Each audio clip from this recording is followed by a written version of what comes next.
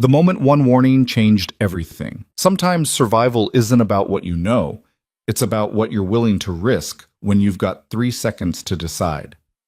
Lena Hart was nobody. Just another face serving coffee and clearing plates in a restaurant where powerful men made deals worth more than her entire life.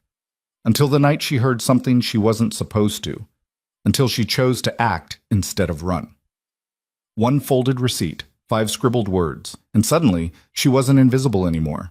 Stay with me until the end. Hit that like button and drop a comment with your city so I can see how far this story travels. The rain came down in sheets that October night, turning Fifth Avenue into a river of brake lights and blurred reflections. Inside Bellamy's, the kind of Manhattan restaurant where reservation lists read like Forbes' Top 100, Lena Hart moved between tables like a ghost. That's what 6 years of fine dining service taught you, how to be present without being seen, how to read a room without making eye contact, how to exist in spaces that cost more per night than you made in a month. She'd gotten good at it. Too good, maybe. Table 7 needs water, Marcus muttered as he passed her in the narrow corridor between the kitchen and the main dining room. He didn't look at her. Nobody really did. Lena nodded, already moving. The pitcher was cold against her palm, condensation making her grip uncertain. She'd been on her feet for 9 hours. Her lower back screamed with every step, but the bills stacked on her kitchen counter didn't care about her back. Neither did the landlord. Neither did the collection agency that kept calling about Jamie's medical debt. Table 7. 2 men in suits that probably cost what she made in 3 months. They barely glanced up when she refilled their glasses.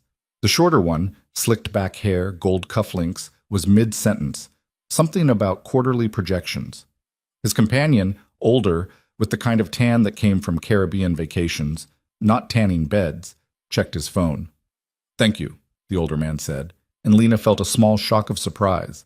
Most of them didn't bother. She nodded, slipping back into invisibility. The restroom door swung open as she passed. Female voices spilled out, sharp with laughter.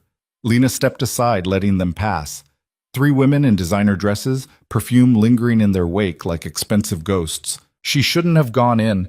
The staff restroom was downstairs past the kitchen, in the basement that always smelled like bleach and old grease. But her shift ended in 20 minutes and she was tired. And the customer restroom was right there, empty now, all marble and soft lighting that made everyone look like they'd just stepped out of a spa. Lena pushed through the door. The lounge area was empty. Soft music played from hidden speakers, something classical, strings that made the space feel like a hotel lobby. She moved past the sitting area toward the stalls, already thinking about the subway ride home, about whether Jamie had remembered to take his medication, about the stack of bills that somehow kept growing no matter how many doubles she picked up. That's when she heard the voices, male, low, coming from the other side of the wall, the men's restroom, sound carrying through the shared ventilation shaft above the sinks. Inside the restaurant, 4 positions. The voice was calm, professional, the tone you'd use to discuss a business merger, not whatever this was. Santoro's team handles the interior. We need clean sight lines, so the table placement matters. Lena froze, one hand on the stall door. What about the exterior? Another voice, younger, with a trace of an accent she couldn't place. Rooftop across the street, Novak's already in position. He takes the shot if Vale moves toward the windows. Vale. The name meant nothing to her. Should it? Lena stood perfectly still, barely breathing. Her heart kicked against her ribs. 4 inside, 1 out. That's overkill. The younger voice again. You don't know Vale. The man survived 3 attempts in 2 years. We're not taking chances. A pause. Water running. Santoro's people are positioned at tables 9, 12, and 15. I'm at the bar. When he sits down, we give it 10 minutes. Let him get comfortable. Then Novak takes the shot through the window. If he misses, and he won't, we clean up. Time? 2200. He's always punctual. 10 p.m. Lena's eyes went to her watch. 9:47. What about witnesses? Santoro's handling the staff. Anyone who sees too much doesn't walk out. The voices faded. A door opened and closed. Silence rushed back in, thick and suffocating. Lena's hand shook on the stall door. Her mind raced, tripping over itself. This wasn't real. She'd misheard. She was tired, stressed. her brain making connections that weren't there because she'd been working too many hours and sleeping too little, and no, she'd heard what she'd heard. 4 men inside, a sniper outside, a target named Vale who'd be dead in 13 minutes. The smart thing, the only thing that made sense, was to walk out, finish her shift, go home. This wasn't her world. These weren't her people. Getting involved in whatever this was would be like stepping in front of a train because you heard it coming and thought you could stop it. But the words sat in her chest like a stone. Someone was going to die. Right here, in the restaurant where she'd spent 6 years pouring water and clearing plates and being invisible. And maybe that someone was a terrible person. Maybe Vale was a monster who deserved whatever was coming. Or maybe he was just a name she'd overheard, and somewhere he had people who'd miss him. A family. A kid wondering when Dad was coming home. Lena's hand went to her pocket, fingers closing around her phone. Call the police. Anonymous tip. Let them handle it. Except the men in the bathroom had talked about handling the staff. About witnesses who wouldn't walk out. If she called the cops, if squad cars showed up, if this whole thing went sideways, how long before they figured out who'd made the call? How long before someone decided she knew too much? And Jamie. What happened to Jamie if she... Stop. Think. Lena forced herself to breathe. In through the nose, out through the mouth, the way the therapist had taught her after the accident, after Jamie's seizures started, after their parents' life insurance barely covered the funeral. She had 13 minutes, 12 now. The restroom door felt impossibly heavy when she pushed through it. The restaurant spread before her, white tablecloths, soft lighting, the quiet murmur of conversation, and clinking silverware. Table 9. A couple sharing dessert, the man's hand covering the woman's across the table. Table 12. 4 businessmen, deep in conversation, one of them gesturing with his wine glass. Table 15. A lone diner working through a steak, his attention fixed on his phone. Any one of them could be a killer. The bar ran along the far wall, all dark wood and amber lighting. 6 people sat there, spread out. Which one? Lena's eyes went to the windows. Floor-to-ceiling glass overlooking the street, rain streaming down the outside. Across Fifth Avenue, office buildings rose into the dark sky. Dozens of windows. Hundreds. A sniper could be in any of them. Lena. Marcus appeared at her elbow, frowning. You good? You look. I'm fine. The words came out too sharp. She softened her tone. Just tired. 20 minutes? You can make it? He moved past her, already forgetting she existed. Lena walked back to the service station, mind racing. What could she do? What could anyone do? Even if she knew which table was Vale's, even if she could somehow warn him, what then? 4 armed men in the dining room. A sniper across the street. This wasn't a movie. People didn't just survive this kind of setup because someone whispered a warning, but they also didn't survive if nobody tried. Her hands moved automatically, clearing table 3's dessert plates, refilling water at table 5. The ritual of work, muscle memory taking over while her brain spun in circles. 9:52. The front door opened. Lena glanced up. She couldn't help it. 3 men entered, shaking rain from their coats. The maitre d', Raymond, greeted them with the kind of smile reserved for people whose reservations mattered. The man in the center caught her attention. Tall. Maybe 40, but the kind of 40 that came from good genetics and better personal trainers. Dark hair, graying at the temples. He wore a suit like he'd been born in it. Not flashy, but unmistakably expensive. Everything about him screamed money, but it was the way he moved that made Lena's stomach clench. Controlled. Aware. His eyes swept the restaurant in a single smooth motion, cataloging exits, positions, threats. This was a man who expected danger. Raymond led them toward the center of the room. Table 8. Prime location, view of the windows, back to the wall. Lena's pulse hammered. Was this him? Vale? The man sat down, his 2 companions taking positions on either side. Protection, Lena realized. Bodyguards, though they didn't look like the stereotype. They looked like successful businessmen themselves, but the way they sat, angles that gave them clear sight lines to the entrance and the rest of the room, gave them away. 9:54. 6 minutes. Lena forced herself to move, to breathe, to think. The receipt pad in her apron felt heavier than it should. Her pen, Cheap plastic barely worked half the time. An idea formed. Stupid. Reckless.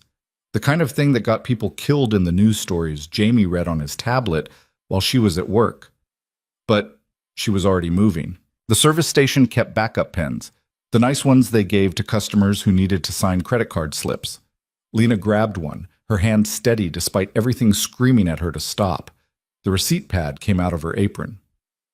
What do you write? How do you tell someone they're about to die in a way they'll believe, in a way that won't get you killed? Her pen hovered over the paper. Leave now. 4 shooters inside, sniper across street, window shot at 10 p.m. She stared at the words. Too specific? Not specific enough? Would he think it was a joke? A threat? Would he... No time. Lena tore the receipt from the pad, folded it once, twice. Her hands didn't shake. That surprised her. Everything inside her felt like it was vibrating at a frequency just below visible, but her hands were steady. Table 8's water glasses were full. They didn't need anything. She walked toward them anyway. The bodyguards noticed her first. Of course they did. Their eyes tracked her approach, assessment happening in microseconds. Threat level, minimal. Status, irrelevant. They looked away. But Vale, if this was Vale, he saw her too. His gaze met hers for just a second, and something passed between them. Recognition? No. Awareness. The kind of look that said he noticed everything, everyone, always. Water? Lena's voice came out normal. How is that possible? We're fine. One of the bodyguards, the one on the left, dismissive. Lena nodded, already turning away. The receipt was in her hand, hidden against her palm. She let it drop, except her fingers didn't release it. She stood there, frozen in the space between heartbeats. This was insane. This was suicide. She should walk away, finish her shift, go home, forget she'd heard anything. Jamie's face flashed through her mind. 15 years old, already too aware of how fragile everything was, how quickly the world could take everything from you. What happened to him if she didn't come home tonight? Vale reached for his water glass. Lena moved. Her hand came down, placing the folded receipt next to his plate. Not obvious. Almost casual. Like she was clearing something away. Compliments of the house, she said, the words coming from somewhere outside herself. She didn't wait for a response. Didn't look back. Just turned and walked toward the kitchen, every muscle screaming at her to run. Behind her, she heard the soft rustle of paper unfolding. 9:56. The kitchen was chaos, controlled chaos, but chaos nonetheless. Chef Antoine was berating someone about a sauce. Line cooks moved in choreographed urgency. Nobody noticed Lena slip past them toward the staff area. Her hands found the wall, holding her up. She'd done it. What had she done? Given a warning to a man who might be a criminal, a man who clearly had enemies, a man whose bodyguards probably carried guns under those expensive suits. And now what? She waited to see if he lived or died? Waited to see if the men from the bathroom figured out who'd warned him? Lena's phone vibrated. Jamie, when are you home? I'm hungry. The normalcy of it almost broke her. She typed back with shaking fingers. Soon. There's leftover pasta in the fridge. 3 dots appeared, disappeared, then, okay, love you too. 9:58. Lena straightened, forced herself back toward the dining room. Whatever happened next, she needed to be ready. Ready for what? She had no idea. The dining room looked exactly the same as it had 5 minutes ago. Table 9, the couple now working on coffee. Table 12, the businessman laughing at something. Table 15, the lone diner signaling for his check. Table 8. Vale was standing. Lena's heart stopped. He was looking at something on his phone, expression unreadable. One of the bodyguards leaned in, speaking quietly. Vale nodded, said something back. They were leaving. The 3 of them moved toward the exit with the same controlled awareness they'd entered with. Vale's hand went to his coat pocket. The receipt, Lena realized. He'd kept it. Raymond intercepted them at the door. Is everything all right, Mr. Vale? Your table? Emergency. Vale's voice was smooth, cultured. Please charge the reservation fee to my account, and add 20% for the inconvenience. Then he was gone, out into the rain, his bodyguards flanking him. Lena stood frozen in the middle of the dining room. 10 o'clock. The window exploded. Not all at once. A single hole appeared in the glass. Tiny, precise, spider webbing out in fractal patterns. The sound came after, a sharp crack that made everyone in the restaurant jump. Then screaming. Chairs scraped. People dove for cover. Someone's wine glass shattered on the floor. Down! Everyone down! One of the men from table 12 was on his feet, gun drawn. Not a businessman. The gun looked professional, military grade. More movement. Table 15, the lone diner with the phone, he had a gun too. Table 9, the romantic couple. The man was pulling the woman toward the floor, but his other hand held a weapon. 4 shooters inside. Lena's legs gave out. She hit the floor behind the service station, hands over her head, mind blank with terror. Gunfire. Multiple weapons. The sound deafening in the enclosed space. Glass shattering. Wood splintering. Someone screaming, high and continuous, the sound of pure animal fear. It lasted forever. It lasted 10 seconds. Then silence. Heavy. Broken by sobbing, by someone calling for help, by the distant sound of sirens. Lena stayed down, eyes squeezed shut, hands shaking so hard she had to clench them into fists. Footsteps. Multiple sets, running. The front door slamming open. More sirens. Closer now. Police! Nobody move! Lena didn't move. Couldn't move. The floor was cold against her cheek. Someone was still crying. The air smelled like gunpowder and expensive perfume. Ma'am! Ma'am, are you hurt? She opened her eyes. A police officer, young, barely older than Jamie, crouched next to her, his face pale. Her voice cracked. I'm okay. But she wasn't. Nothing was okay. The officer helped her up. The dining room looked like a war zone. Tables overturned, chairs scattered, glass everywhere. Blood on the white tablecloths. Not much. One of the shooters had caught a round in the shoulder, being treated by paramedics now, hands cuffed behind his back. The others were gone. Escaped in the chaos. Lena's eyes went to the window, to the bullet holes still visible in the spiderwebbed glass. Table 8 stood empty. The chair where Vale had been sitting faced the window directly. If he'd stayed, if he hadn't left, if she hadn't, we need statements from everyone. The officer was talking, but his words seemed to come from very far away. This might take a while. It took 4 hours. 4 hours of questions, of telling the same story over and over. No, she hadn't seen anything suspicious. No, she didn't know any of the men involved. No, she didn't know why they'd started shooting. She didn't mention the bathroom, didn't mention the receipt, didn't mention Vale. Survival instinct, maybe. Or just exhaustion. By the time they let her go, it was almost 3 a.m. The restaurant was a crime scene now. Yellow tape across the entrance, police lights painting everything in alternating red and blue. Lena walked to the subway in the rain, still wearing her uniform, her apron stained with water and fear sweat. The station was empty. Just her and a homeless man sleeping on a bench. The train car was empty too. She watched the city blur past, lights and darkness, and tried to process what had happened. She'd saved a man's life. A stranger. Someone who might be dangerous himself, the kind of person who expected assassination attempts and traveled with armed bodyguards. And now? What? Did he know it was her? The receipt had been handwritten, but there was nothing identifying about it. Just a warning. He could have gotten it from anyone, except she'd handed it to him. Her face. Her voice. Compliments of the house. Would he remember her? Did she want him to? The train pulled into her station. Lena climbed the stairs to street level, exhaustion making every step an effort.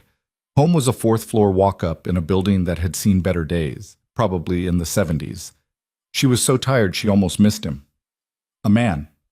Standing in the shadow of the bodega across the street, tall, still, watching her building. Lena froze. The man shifted and light from the street lamp caught his face. Vale. He saw her see him. Didn't move. Just stood there in the rain, his expensive suit soaked through, looking at her like he'd been waiting. Lena's hand went to her phone. 911. She could call, should call. Vale raised his hand slowly, palms out. Universal gesture, no threat. Then he started walking toward her. Every instinct screamed run. Get inside, lock the door, call the police. Lena's feet stayed planted. He stopped 10 feet away. Close enough to talk, far enough to run if he tried anything. "You saved my life!" His voice was quiet, almost conversational, like they were discussing the weather, not attempted murder. Lena said nothing. What could she say? "How did you know?" Vale asked. "I didn't, not for sure." The words came out before she could stop them. "I overheard something. I wasn't sure it was real. But you warned me anyway." "A ship?" Lena swallowed. "Yes." Vale studied her. Up close, he looked tired, the kind of bone-deep exhaustion that came from carrying weight nobody else could see. "You understand what you did," he said. It wasn't a question. "The people who wanted me dead, they'll be looking for who warned me. They'll know it came from inside the restaurant." Ice flooded Lena's veins. "I didn't tell the police anything. I know." Vale's expression didn't change. "I checked. Your statement was clean. You kept your head. Then why are you here?" The question came out sharper than she intended. "Because you're in danger now." Vale pulled something from his pocket. "A phone's." He held it up so she could see the screen. "These were taken 2 hours ago, after the police finished with the restaurant." The images made Lena's stomach drop. Her, coming out of the restaurant, walking to the subway. Her face clearly visible in several shots. "Who?" "The men who missed me tonight." Vale pocketed the phone. "They're thorough. They'll already know your name, where you live. They'll know about your brother." Jamie, terror, pure and absolute, whited out her vision for a second. "I have to—" Lena started toward her building. Vale caught her arm, gentle but firm. "They're not here, yet. I've had people watching since I identified you." "Identified me?" Lena tried to pull away. His grip didn't budge. "You handed me the warning. Your face was on the restaurant's security footage." Vale released her. "I deleted it, along with every other copy the police might access. But the people after me, they have their own sources. It's only a matter of time." Lena's mind raced. Jamie. She had to get to Jamie, had to— "I can protect you," Vale spoke quietly. "You and your brother. It's the least I can do." "I don't need—" "Yes, you do." No anger in his voice, just certainty. "You saved my life at great personal risk. That makes you my responsibility. And these people—" He shook his head. "They don't leave loose ends. I should call the police." But even as Lena said it, she knew how hollow it sounded. Vale smiled, but there was no humor in it. "And tell them what? That you're afraid of people you can't identify because you overheard something in a bathroom. They'll take a report. Maybe send a patrol car past your building once or twice. Then you and your brother will be on your own." He was right. She knew he was right. "Who are you?" Lena asked. "Someone who has enemies." Vale's eyes went to her building, then back to her. "Someone who repays his debts. Your brother, Jamie, 15, medical bills from a car accident 3 years ago, seizure disorder. You're behind on rent, student loans, working doubles to keep your heads above water." The casual knowledge of her life, her private, desperate life, should have terrified her. Instead, Lena felt something else. Recognition. This was a man who made it his business to know things, to be prepared, to survive. "What do you want?" she asked. "To keep you alive." Vale glanced at his watch. "We have maybe 2 hours before they move, maybe less. You can come with me now, voluntarily, bring your brother to safety. Or you can refuse, and I'll have my people watch your building until the inevitable happens." "This is insane!" But Lena was already moving toward her building. "I need to get Jamie. I'll wait." The stairs had never felt longer.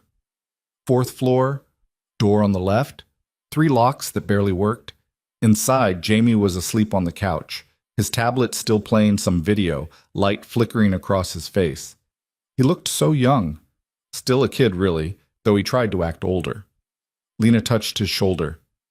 "Jamie, wake up." He stirred, blinking. "Lena, what time—" "We have to go." She was already moving, grabbing his medication from the kitchen counter, his jacket from the hook by the door. "Go where?" Jamie sat up, confused. "What's happening? How did you explain this? How did you tell your little brother that saving a stranger's life had put them both in danger?" "I'll explain in the car, but we need to leave. Now." Something in her voice got through to him. Jamie stood, pulling on his jacket. "Are we in trouble?" "No." Lena grabbed her own coat, her phone, the emergency cash she kept in the coffee canister. Something happened at work. We need to go somewhere safe for a few days. Jamie's eyes went to the window. Is that guy part of this? Lena turned. Vale stood across the street exactly where she'd left him, waiting. Yeah, she said quietly. He's part of this. They went downstairs together, Lena's hand on Jamie's shoulder. Vale straightened when he saw them, gesturing to a black SUV parked at the curb. The door opened from inside. This is a mistake, Lena said, but she was still walking toward the car. Maybe. Vale's expression was unreadable. But it's the only move that keeps you breathing. Jamie looked between them, confused and frightened. Lena squeezed his shoulder. They got in the car. The interior smelled like leather and money. Another man sat in the driver's seat, one of the bodyguards from the restaurant. He didn't acknowledge them, just started the engine. Vale climbed in last, taking the seat across from Lena and Jamie. The door closed with a heavy, final sound. Where are we going? Jamie asked. Somewhere safe. Vale's attention was on his phone now, fingers moving across the screen. Somewhere they can't reach you. The SUV pulled away from the curb into the rainy Manhattan night. Lena watched her building disappear behind them, everything familiar dropping away. She'd made her choice, handed over that receipt, saved a stranger's life. And now she was in a car with a man who traveled with armed guards, who had enemies willing to shoot up a restaurant to kill him, who knew everything about her life after a few hours of research. Jamie's hand found hers in the darkness. She squeezed it. It's going to be okay, she whispered. But she didn't know if that was true. Vale looked up from his phone, his eyes meeting hers. You did a brave thing tonight. Stupid, but brave. I'm starting to realize that. The people I'm protecting you from, they won't stop. Not until they're dead or you are. He spoke matter-of-factly, like discussing a business arrangement. I can keep you safe, but your old life, that's over. At least for now. Lena thought about her apartment, her job, the routine she'd built, fragile but functional, since the accident that killed their parents and left Jamie damaged. All of it, gone. Because she'd overheard something in a bathroom. Because she'd chosen to act instead of ignore. I can't go back, she said. Not a question. Not yet. Maybe not ever, depending on how this plays out. Jamie's grip on her hand tightened. Lena, what did you do? She looked at her brother, his frightened eyes, his too thin face, the scar from the accident still visible at his hairline. I tried to do the right thing, she said. Vale almost smiled. The right thing. That's what you call it. What would you call it? Survival. He leaned back, still watching her. You saw danger coming and you moved. That's more than most people manage. Most people freeze. Most people wait to see what happens, hoping it won't affect them. I'm not sure I did the right thing. Lena watched the city lights blur past the window. I'm not sure about anything anymore. Good. Vale's expression hardened. Certainty gets you killed. Doubt keeps you sharp. The SUV turned onto the highway, heading out of Manhattan. Behind them, somewhere in the darkness, people were hunting, looking for the waitress who'd warned their target, looking for a liability to eliminate. Lena closed her eyes. One split-second choice, one folded receipt, and everything had changed. The safe house wasn't what Lena expected. She'd pictured something out of a crime movie, abandoned warehouse, dingy motel, some concrete bunker with flickering fluorescent lights. Instead, the SUV pulled up to a brownstone in Brooklyn, tree-lined street, flower boxes in the windows of neighboring buildings. Normal. Almost aggressively normal. This is it? Jamie's voice was small, uncertain. Vale was already out of the car, scanning the street with that same controlled awareness. Inside, quickly. The bodyguard, Vale had called him Marcus during the drive, opened their door. Lena climbed out, legs stiff from the hour-long trip through traffic and rain. Jamie followed, clutching his backpack like a lifeline. The brownstone's front door opened before they reached it. A woman stood in the doorway, mid-50s, gray hair pulled back, wearing jeans and a sweater that looked expensive but comfortable. She could have been anyone's mother, except for her eyes. They swept over Lena and Jamie with the same assessing look Vale's bodyguards had, cataloging, evaluating. Inside, the woman said, not unkind, but not warm either. professional. The interior was furnished like a home. Real furniture, not the cheap temporary stuff Lena had imagined. A couch that looked actually comfortable. Bookshelves. Art on the walls. Prints, nothing fancy, but chosen with care. The kitchen, visible through an archway, was clean, stocked, lived in. "This is Catherine," Vale said, gesturing to the woman. "She'll handle your immediate needs, food, clothes, anything you require." Catherine nodded at them. "There's 3 bedrooms upstairs. I've prepared 2 of them. You must be exhausted." Lena was exhausted. The adrenaline that had kept her moving for the past 6 hours was draining away, leaving her hollow and shaking. But sleep felt impossible. "I don't understand what's happening," she said. The words came out harder than she intended. "You bring us here, you say we're in danger, but I don't even know who you are." "Not really." Vale had moved to the window, looking out at the street through a gap in the curtains. He didn't turn around. "What do you want to know?" "Everything." Lena's hands clenched. "Who wants you dead? Why? What did I actually save you from tonight?" "Lena." Jamie's voice carried a warning. "Don't push." But she was done not pushing, done being invisible, accepting what she was told, moving through spaces without asking questions. Vale turned from the window. In the soft lamplight, he looked older, tired, human in a way he hadn't in the restaurant or the car. "I run a business," he said. "Import, export, shipping, legitimate on the surface, less legitimate underneath." "You're a criminal." Lena kept her voice flat. "I operate in gray areas. I move money, facilitate transactions between parties who prefer not to interact directly." Vale's expression didn't change. "I don't deal drugs. I don't traffic people. I don't hurt civilians. But I'm not a good man if that's what you're asking." Jamie shifted closer to Lena. She put her arm around him. "The people who tried to kill you tonight," she said. "What do they want? Territory? Control? I refused a partnership that would have made certain individuals very wealthy. They took it personally." Vale crossed to the couch, sat down with the careful movement of someone whose body hurt. "There's a power structure in this city. Old families, new players, everyone fighting for their peace. I've survived this long by being smart, by being careful, by making myself too valuable to kill." "Didn't work tonight," Marcus said from his position by the door. It was the first time Lena had heard him speak beyond one-word responses. Vale's mouth twitched. "No, it didn't. My former partner decided I'd outlived my usefulness. He coordinated with 3 other groups. The attempt tonight was meant to look like a robbery gone wrong. Clean, simple, no blowback on anyone involved." "But I heard them," Lena said quietly. "In the bathroom. They were discussing positions, timing. They were so calm about it. They're professionals. This is what they do." Vale studied her. "You shouldn't have been able to hear them. The bathrooms aren't supposed to share ventilation. I'll be having words with Bellamy's management about that." The casual mention of the restaurant, her workplace, the site of a shootout, felt surreal. Would Bellamy's even reopen? Would she still have a job? Did it matter? Catherine appeared from the kitchen with a tray. Tea, sandwiches, the kind of food designed for shock and exhaustion.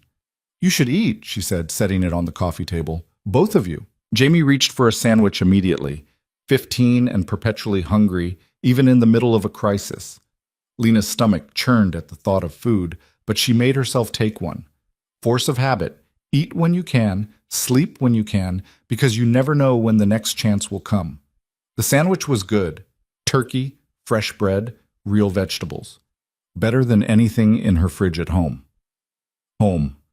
The apartment she couldn't go back to. The life she'd walked away from. "How long do we have to stay here?" she asked. Vale sipped his tea.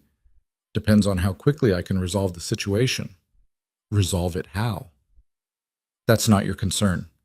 Lena set down her sandwich.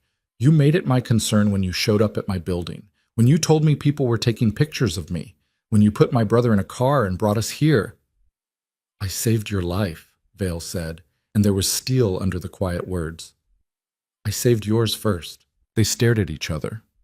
Marcus shifted by the door, hand moving fractionally toward his jacket. Catherine watched from the kitchen doorway, expression neutral. Jamie broke the silence. "Can I ask something?" Vale's attention shifted to him. "Go ahead." "Are you going to kill them? The people who tried to kill you?" The question hung in the air. Lena wanted to tell Jamie not to ask things like that, to stay out of adult business, to preserve whatever innocence he had left after 3 years of medical bills and their parents' death and watching his sister work herself to exhaustion. But Vale answered honestly. Some of them, yes. Others I'll negotiate with. It depends on who was giving orders versus who was just following them. That's not, Lena started. Legal? Moral? Vale's eyebrows rose. No, but it's reality. The men who came after me tonight, they knew the risks. They accepted them when they took the job. I'm not going to apologize for surviving. What about the police? Lena demanded. You can't just... There was a shooting. People saw. There's evidence. The police will investigate. They'll find the shooter in custody has a record, gang affiliations. They'll conclude it was a botched robbery or a territorial dispute.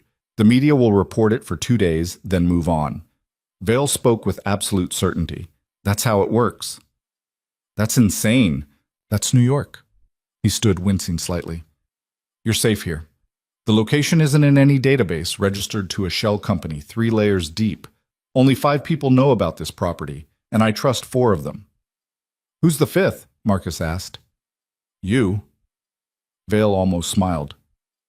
Get some sleep. We'll talk more in the morning. He left, Marcus trailing after him. The front door opened and closed. Through the window, Lena saw them get into the SUV, pulling away into the pre-dawn darkness. Catherine cleared the tea tray. Your rooms are upstairs, 2nd and 3rd doors. Bathrooms are stocked. If you need anything, I'll be in the kitchen.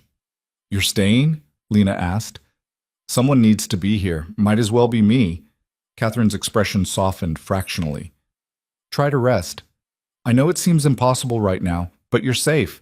Vale doesn't make promises he can't keep. She disappeared into the kitchen, leaving Lena and Jamie alone in the living room. This is crazy, Jamie whispered. Lena, what did you do? I heard something I shouldn't have. I tried to help. She pulled him close. I'm sorry. I'm so sorry I dragged you into this. You didn't drag me anywhere. Jamie's voice was fierce. You're my sister. Where you go, I go. That's how it works. Tears stung Lena's eyes. She blinked them back. We're going to be okay.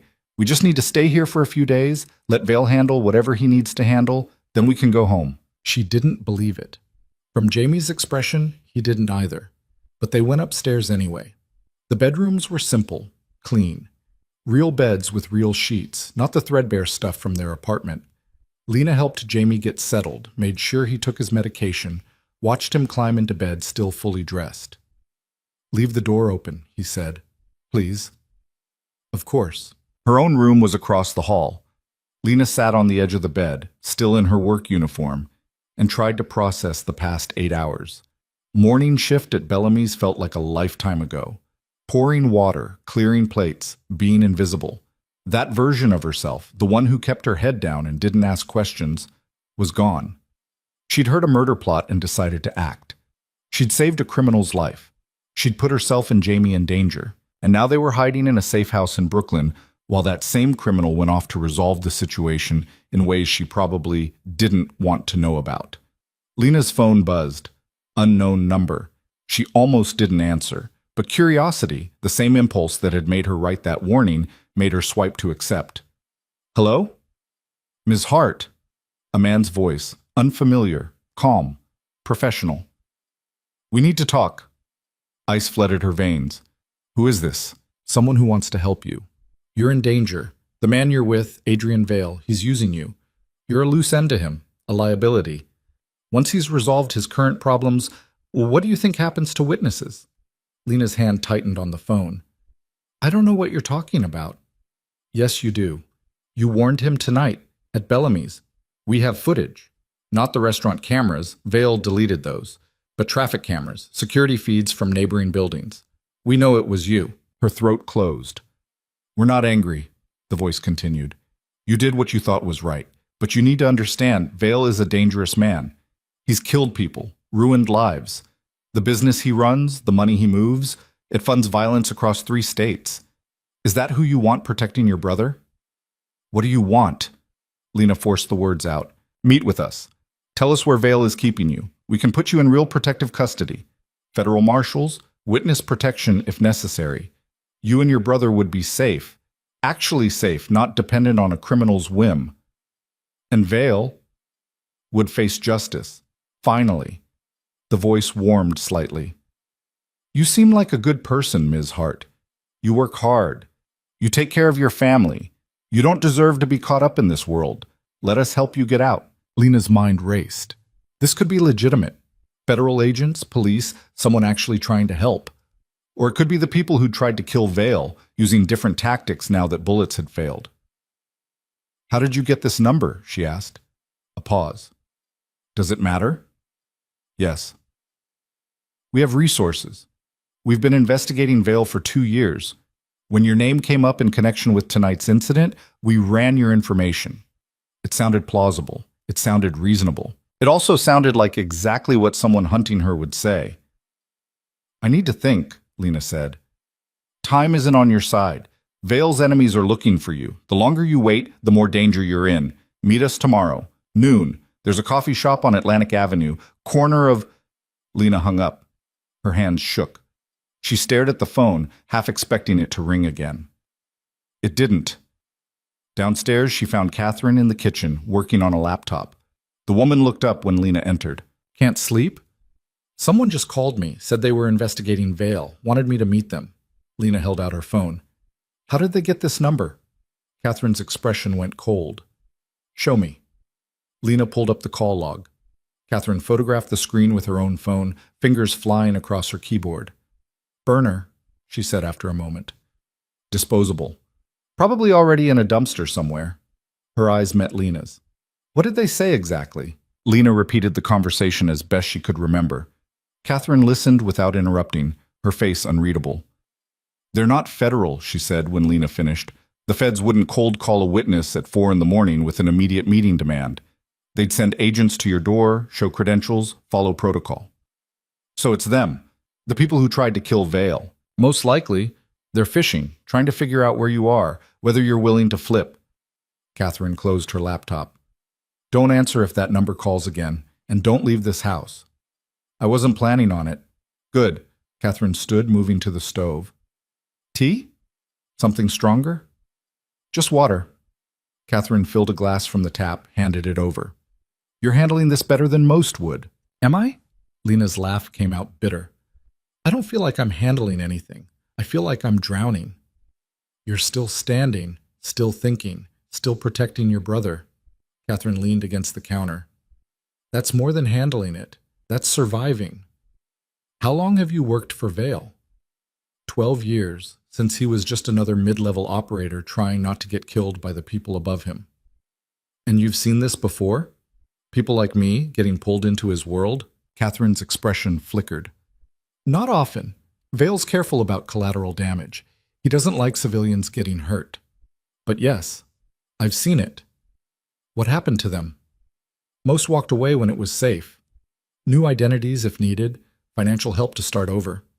Vale takes care of his debts. Catherine studied her. 1 or 2 chose to stay. Why would anyone choose this?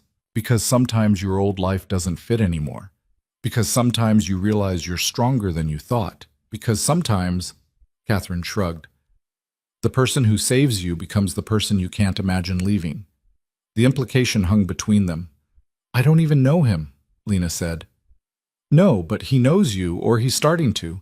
Vale doesn't bring people here lightly. This house, this level of protection, it means something. It means I'm a liability he can't afford to lose. Maybe. Or maybe you're something else. Catherine rinsed her mug in the sink. Get some sleep. Tomorrow's going to be complicated. Lena went back upstairs. Jamie was asleep, one arm flung over his face, breathing steady. She stood in his doorway for a long moment, watching him. He looked peaceful, safe. Because of her. Because she'd gotten them out of that apartment before the people hunting her could arrive.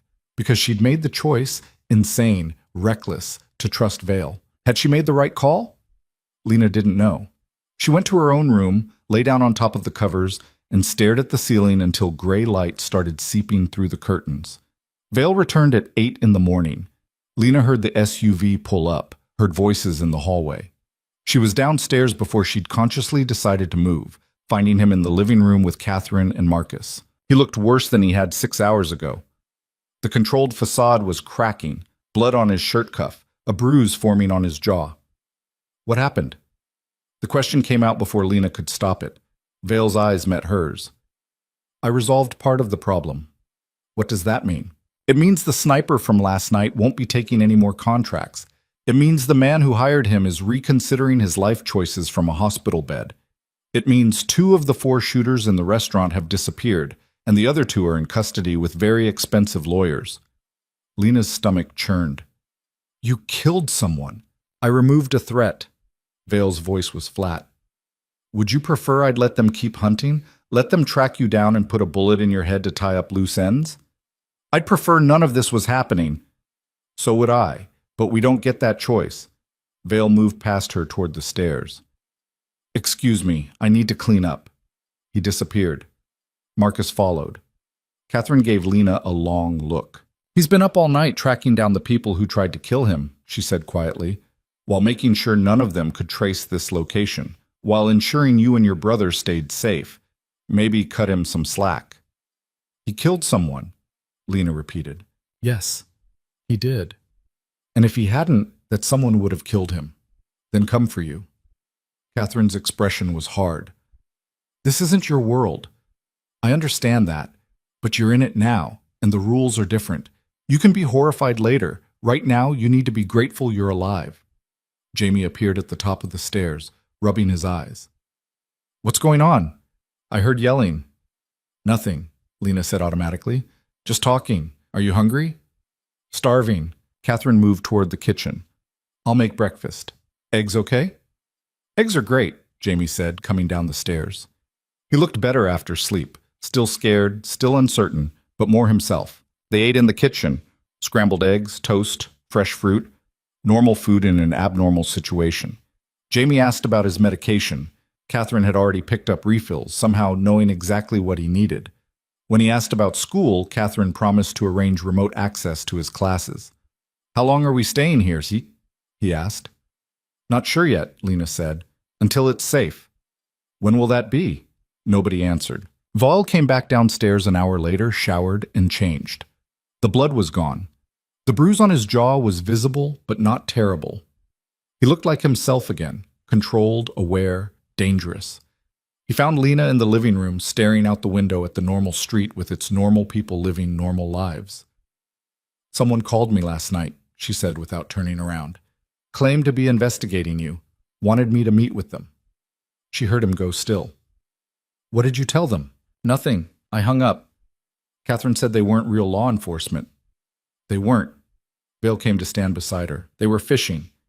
Testing to see if you'd flip. Would it have been so wrong if they'd been real police? No, you'd have been within your rights to seek legitimate protection. Vale's reflection in the window looked tired. But they weren't. And if you'd gone to that meeting, you'd be dead. Lena turned to face him. I need you to be honest with me. About everything. Who you are, what you do, why people want you dead. I can't keep making choices blind. Vale studied her for a long moment. Then he nodded. All right. But not here. Get your coat. Where are we going? Somewhere we can talk without your brother overhearing. He called to Marcus. Stay with the boy. Catherine, you're with us. 10 minutes later, Lena was back in the SUV, Catherine driving this time. They headed deeper into Brooklyn, into neighborhoods Lena had never visited. Industrial areas giving way to residential, then back again. Vale was silent for most of the drive. When he finally spoke, his voice was careful. I grew up in Brighton Beach. Russian immigrant parents worked themselves to death for nothing. Father was a mechanic.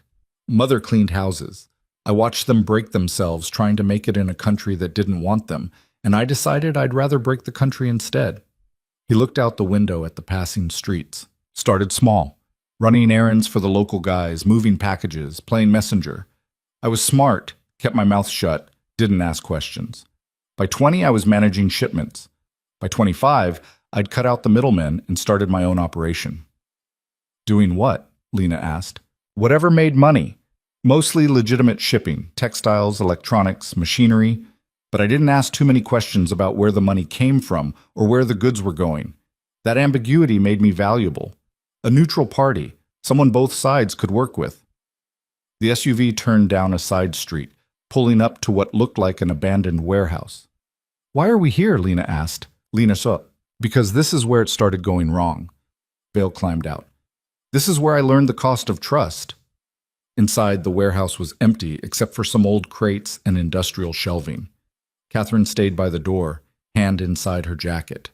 Vale walked to the center of the open space, his footsteps echoing. 3 months ago, my business partner, man named Dmitry Volkov, approached me with a deal. Major expansion, bringing in 3 new partners, tripling our capacity. Vale's voice carried in the empty space. I said no. The new partners were into things I wouldn't touch. Human trafficking, hard drugs, weapons sales to groups I wouldn't work with. He turned to face Lena. Dmitry didn't take it well. He'd already made promises to these people, made deals using my infrastructure, my reputation. When I refused to honor them, I made him look weak, made him look like a liar. So he tried to have you killed, Lena said. Eventually, first he tried to force me out, threaten my people, sabotage shipments, spread rumors about my reliability. When that didn't work, he started planning the hit, coordinated with the 3 groups I'd refused to work with, promised them my territory, my contacts, my operation.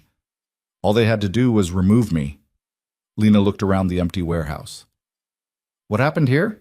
This was Dmitry's place, where he kept his private records, his insurance files, everything he had on me, on our operation, on the people we worked with. Vale's expression was cold. Was, past tense. You destroyed it. Last night, after I dealt with the sniper, Marcus and I came here, downloaded everything we needed, then burned the rest. He pulled out his phone, showed her photos. Stacks of documents, computers, all of it ash now. Dmitry's leverage is gone. His proof is gone. He can't threaten me anymore. Where is he now? Recovering from multiple gunshot wounds in a private hospital in Queens. Under guard. He'll live, but he won't be conducting business for a while. Vale pocketed his phone. And when he does recover, he'll find his entire operation dismantled. His partners arrested or disappeared. His money seized or redistributed. His reputation destroyed. Lena's hands felt cold. You did all that in one night? I've been preparing for this possibility since he first approached me with that deal. I knew betrayal was coming. I just didn't know when. Vale moved toward her. I survive by being 3 steps ahead, by planning for every contingency, by making sure that anyone who comes for me pays a cost they can't afford. That's why you're still alive. That's why I'm still alive. He stopped a few feet away. And that's why you and your brother are safe. Because I don't leave loose ends. Because I finish what gets started. What about your former partner's allies, the people who helped plan the hit? Being dealt with. 2 are dead. 3 are in negotiation. They're willing to cut ties with Dmitry if I'm willing to let them live. The rest are running. Vale's eyes held hers. By the end of the week, everyone who came after me will either be dead, imprisoned, or so thoroughly intimidated they'll never try again. Lena wanted to be horrified. Wanted to feel disgust at the casual way he discussed murder and intimidation. But mostly, she felt relieved, because these were the same people who'd tried to kill him. Who would have killed her if they'd found her first? I don't know how to feel about this, she admitted.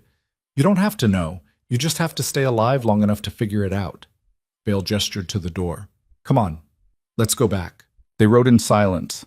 Lena watched Brooklyn blur past, thinking about the man sitting across from her.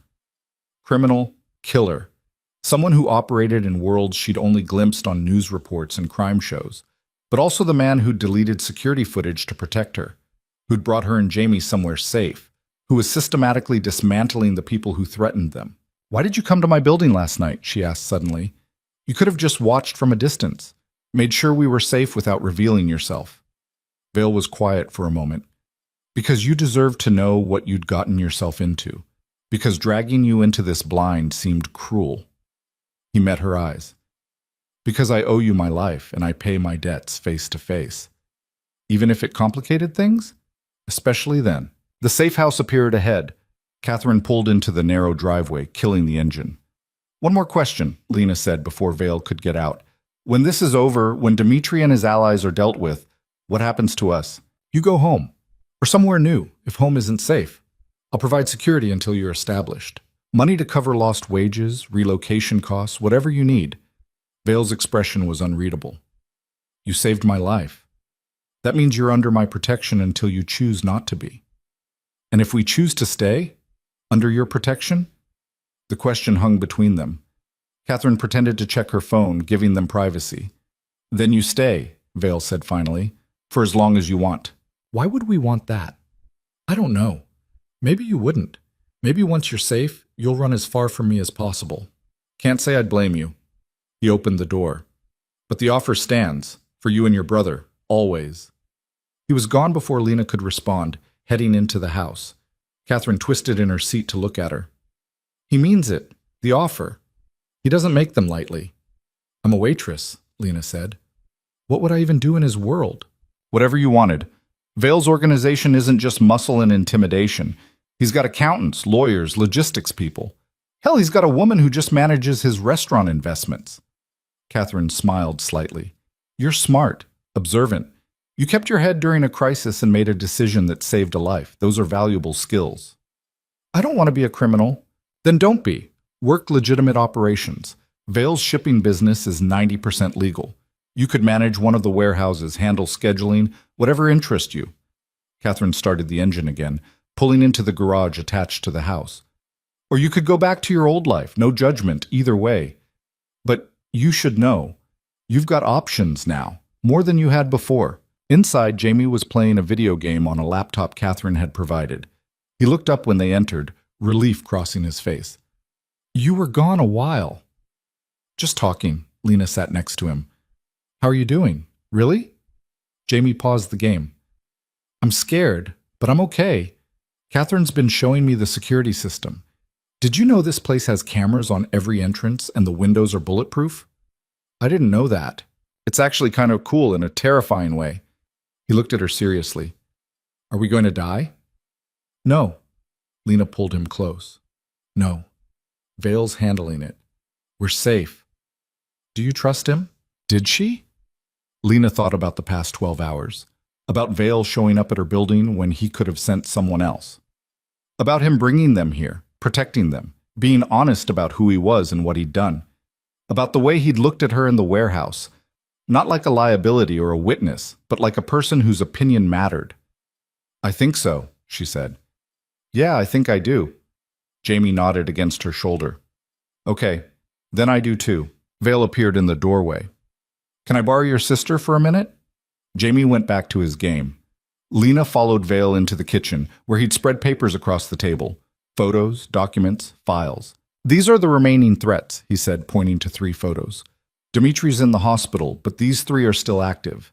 Viktor Sokolov runs security for the Bratva families. He coordinated the restaurant hit. Maria Chen, money manager for the Triad operations. She funded it. And this one, he tapped a photo of a lean man with dead eyes. Thomas Reeves, enforcer. He was supposed to be the cleanup if the main hit failed. Are they coming after me? Lena asked. They were. Now they're too busy trying to survive. Vale gathered the photos. Sokolov's people are in open war with Dmitri's remaining loyalists. Chen's operation is being investigated by the FBI. Anonymous tip, fully documented evidence of money laundering. And Reeves disappeared 6 hours ago. My sources say he's on a plane to somewhere without extradition treaties. You did all that? Most of it. The FBI investigation was already in progress. I just accelerated it. Sokolov and Dmitri turning on each other was inevitable once I removed their shared enemy. And Reeves, Vale's smile was cold. He's smart enough to know when he's beaten. Lena sank into a chair. How long until we're actually safe? Another few days, maybe a week. I want to make sure all the pieces are in place before you go anywhere. He sat across from her. I know this isn't what you signed up for when you handed me that receipt. I know your life is on hold because of a choice you made in 3 seconds. And I'm sorry. Don't be. The words surprised Lena even as she said them. I'm not. I'd do it again. Even knowing everything that came after? Even then. She met his eyes. You were right about one thing. I could have frozen. Could have pretended I didn't hear anything, but I didn't. And maybe that makes me stupid or reckless, but it also makes me someone who acts when it matters. Vale studied her. You're not what I expected. What did you expect? Someone terrified. Someone begging to go home, to go back to normal. Someone who'd hate me for dragging them into this. He leaned back. Instead, you're asking questions, making decisions, standing your ground. I'm still terrified, Lena admitted. But terror doesn't help Jamie, doesn't keep us safe. So I'm choosing to be useful instead. That, Vale said quietly, is why you're going to survive this. They sat in silence for a moment. Outside, a car passed. Normal life continuing regardless. What happens when it's over? Lena asked. Really? You choose. Stay or go. Work for me or disappear. I meant what I said. You're under my protection either way, but the choice is yours. And if I chose to stay, what would that look like? Vale's expression shifted, something almost like hope, quickly suppressed. Legitimate work if you want it. Managing one of the shipping operations, coordinating logistics. Or something completely different. I've got interests in restaurants, real estate, import businesses. You'd have options. With security. Always. At least until you prove you can handle yourself. He smiled slightly. Though based on the past day, I'd say you're already halfway there. I'm a waitress with a high school diploma and a brother to support, Lena said. I'm not qualified for any of this. You're smart, observant, and capable under pressure. That's more qualification than half the people I employ. Vale stood. But we don't need to decide anything now. Get through the next week. Make sure you and Jamie are safe. Then figure out what comes next. He left her alone in the kitchen with files and photos and possibilities she'd never imagined. Lena thought about her apartment, her job, the life she'd built from nothing after her parents died. It had been small, barely sustainable, held together with determination and hope. But it had been hers. Could she really walk away from that, step into this new world of violence and power and men who solved problems with bullets? Or had she already walked away the moment she'd written that warning? Her phone buzzed. Unknown number again. This time Lena didn't answer, just showed it to Catherine, who appeared in the doorway like she'd been waiting. Catherine photographed the screen, sent the information somewhere. They're persistent. Should I be worried? Vale's got people tracking the source. They won't find you here. Catherine's expression softened. But yeah, stay worried, keeps you sharp. Lena went back to the living room, where Jamie had abandoned his game for a book Catherine had found somewhere. He looked up when she entered. Everything okay? Yeah, just complicated. She sat beside him. How's the book? Good. It's about this kid who finds out his dad is secretly a spy. Kind of relevant right now. Lena almost laughed. Yeah, kind of. They sat together as afternoon light filtered through the bulletproof windows, reading and thinking and trying not to imagine what the next week would bring. Outside, somewhere in the city, Vale was dismantling the people who'd tried to kill him, making phone calls, sending messages, orchestrating the kind of violence that stayed out of news reports and police files. And in a week, maybe less, Lena would have to choose, go back to being invisible, or step forward into whatever came next. The choice came sooner than Lena expected. 4 days into their stay at the safe house, Catherine woke her at 6 a.m. with a knock that was polite but insistent. Lena stumbled to the door, still half asleep, to find the older woman's face tight with something that might have been concern. Get dressed. Vale needs to see you. Now. 20 minutes later, Lena sat in the kitchen while Catherine made coffee with mechanical precision. The sun wasn't up yet. Jamie was still asleep upstairs. The house felt different in the pre-dawn quiet, less like a sanctuary, more like a holding cell. Vale arrived as the coffee finished brewing. He looked like he hadn't slept, tie loosened, jacket gone, sleeves rolled up. There was a cut on his knuckles that hadn't been there yesterday. We have a problem, he said without preamble. Lena's stomach dropped. What kind of problem? Vale pulled out his phone, set it on the table between them. A photo filled the screen, grainy surveillance footage from what looked like a parking garage. 2 men standing next to a silver sedan. One of them was showing the other something on a tablet. That's Marcus, Vale said, pointing to the first man. My head of security, the person I trust most in this world. And the other one? Viktor Sokolov, the man who coordinated the restaurant hit. Vale's voice was flat, emotionless. This photo was taken yesterday afternoon, 3 blocks from here. The implications hit Lena like cold water. Marcus sold you out. Appears that way. I had someone tracking Sokolov's movements, insurance, making sure he stayed focused on his war with Dmitri. Instead, my surveillance picked up this meeting. Vale swiped to another photo. Marcus accepting an envelope. Sokolov paid him, presumably for information about this location, about you and your brother. Catherine set down 3 mugs of coffee with more force than necessary. How long have you known? 6 hours. I've been verifying, making sure this wasn't a setup or misidentification. Vale picked up his coffee but didn't drink. It's him. Marcus has been feeding Sokolov information since before the restaurant hit. That's how they knew my schedule, my usual table, my security details. Where is he now? Lena asked. On his way here. He thinks I want a morning briefing about the Brooklyn shipment situation. Vale checked his watch. He'll be here in 20 minutes. The kitchen went silent except for the hum of the refrigerator. Lena's mind raced through the past 4 days. Every moment Marcus had been present, every conversation he might have overheard, every detail about their location and routine he could have passed along. What are you going to do? She asked, though part of her already knew. Vale's eyes met hers. What needs to be done? You're going to kill him. I'm going to find out exactly what he told Sokolov. Then I'm going to make sure he can never betray anyone again. No emotion in Vale's voice. This was business. The question is what to do with you and Jamie while I handle it. Catherine spoke up. I can take them to the secondary location, the apartment in Queens. Sokolov might know about that too, if Marcus talked. Vale rubbed his face. No, they stay here. This location is still the most secure. Bulletproof windows, reinforced doors, security system that would take a team hours to breach. Moving them now creates more risk than it solves. You want us here while you interrogate someone? Lena's voice came out higher than she intended. The basement is soundproof. You won't hear anything. Vale stood. Stay upstairs with Jamie. Keep away from the windows. Catherine will be with you. This will be over in a few hours. And then what?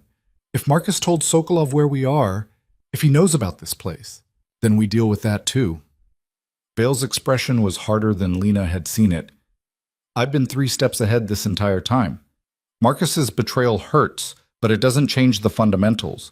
Sokolov is vulnerable right now, fighting a war on 2 fronts. Even with this information, he can't move against us without exposing himself. You sound very sure of that. I'm sure of very little anymore, but I'm sure I won't let anything happen to you or your brother. He moved toward the door. Get Jamie up. Make sure he understands he needs to stay upstairs, stay quiet. If something goes wrong, if you hear gunfire, if Catherine gives you a signal, there's a panic room behind the bookshelf in the master bedroom. Food, water, communications equipment. You can hold out there for days if necessary. He was gone before Lena could respond. Catherine topped off her coffee. You should eat something. It's going to be a long morning. I'm not hungry. Eat anyway. Low blood sugar makes you stupid, and you need to be sharp. Catherine pulled eggs from the refrigerator. Vale's right about the security here. This place was designed for exactly this kind of situation. We're safe. Are we? Lena watched Catherine crack eggs into a bowl. His head of security just sold him out. How do we know there aren't others? How do we know you're not on Sokolov's payroll? Catherine's mouth twisted. You don't. But if I were, you'd already be dead. I've had a dozen opportunities in the past 4 days. She whisked the eggs with quick, efficient movements. Vale trusts me because I've proven myself over 12 years. Marcus apparently decided that wasn't enough. Why would he do it? Betray Vale after all this time? Money, probably. Or fear. Maybe Sokolov threatened someone Marcus cares about. Maybe he just got tired of living in the gray areas and wanted out. Catherine poured the eggs into a hot pan. Doesn't matter why. What matters is he did it, and now he's going to pay for it. Lena thought about Marcus, quiet, professional, the man who'd driven them to this house, who'd stood guard while they slept. In 4 days, she'd barely heard him speak beyond one-word responses, and now he was a traitor, about to face consequences she didn't want to imagine. What will Vale do to him? What he has to. Catherine plated the eggs, added toast. Eat, then wake your brother, gently. Don't scare him. Jamie took the news better than Lena expected. He'd gotten quieter over the past 4 days, processing everything in that internal way teenagers did. When she explained they needed to stay upstairs, stay away from the windows, he just nodded. Is Vale in danger? He asked. No, he's handling something. We just need to stay out of the way. The guy who brought us here, Marcus. He's the problem, isn't he? At Lena's expression, Jamie shrugged. I heard Catherine talking on the phone last night. She sounded angry, and Marcus hasn't been around since yesterday morning. You're too smart for your own good. You always say that. Jamie grabbed his medication, swallowed the pills with water. Is Vale going to kill him?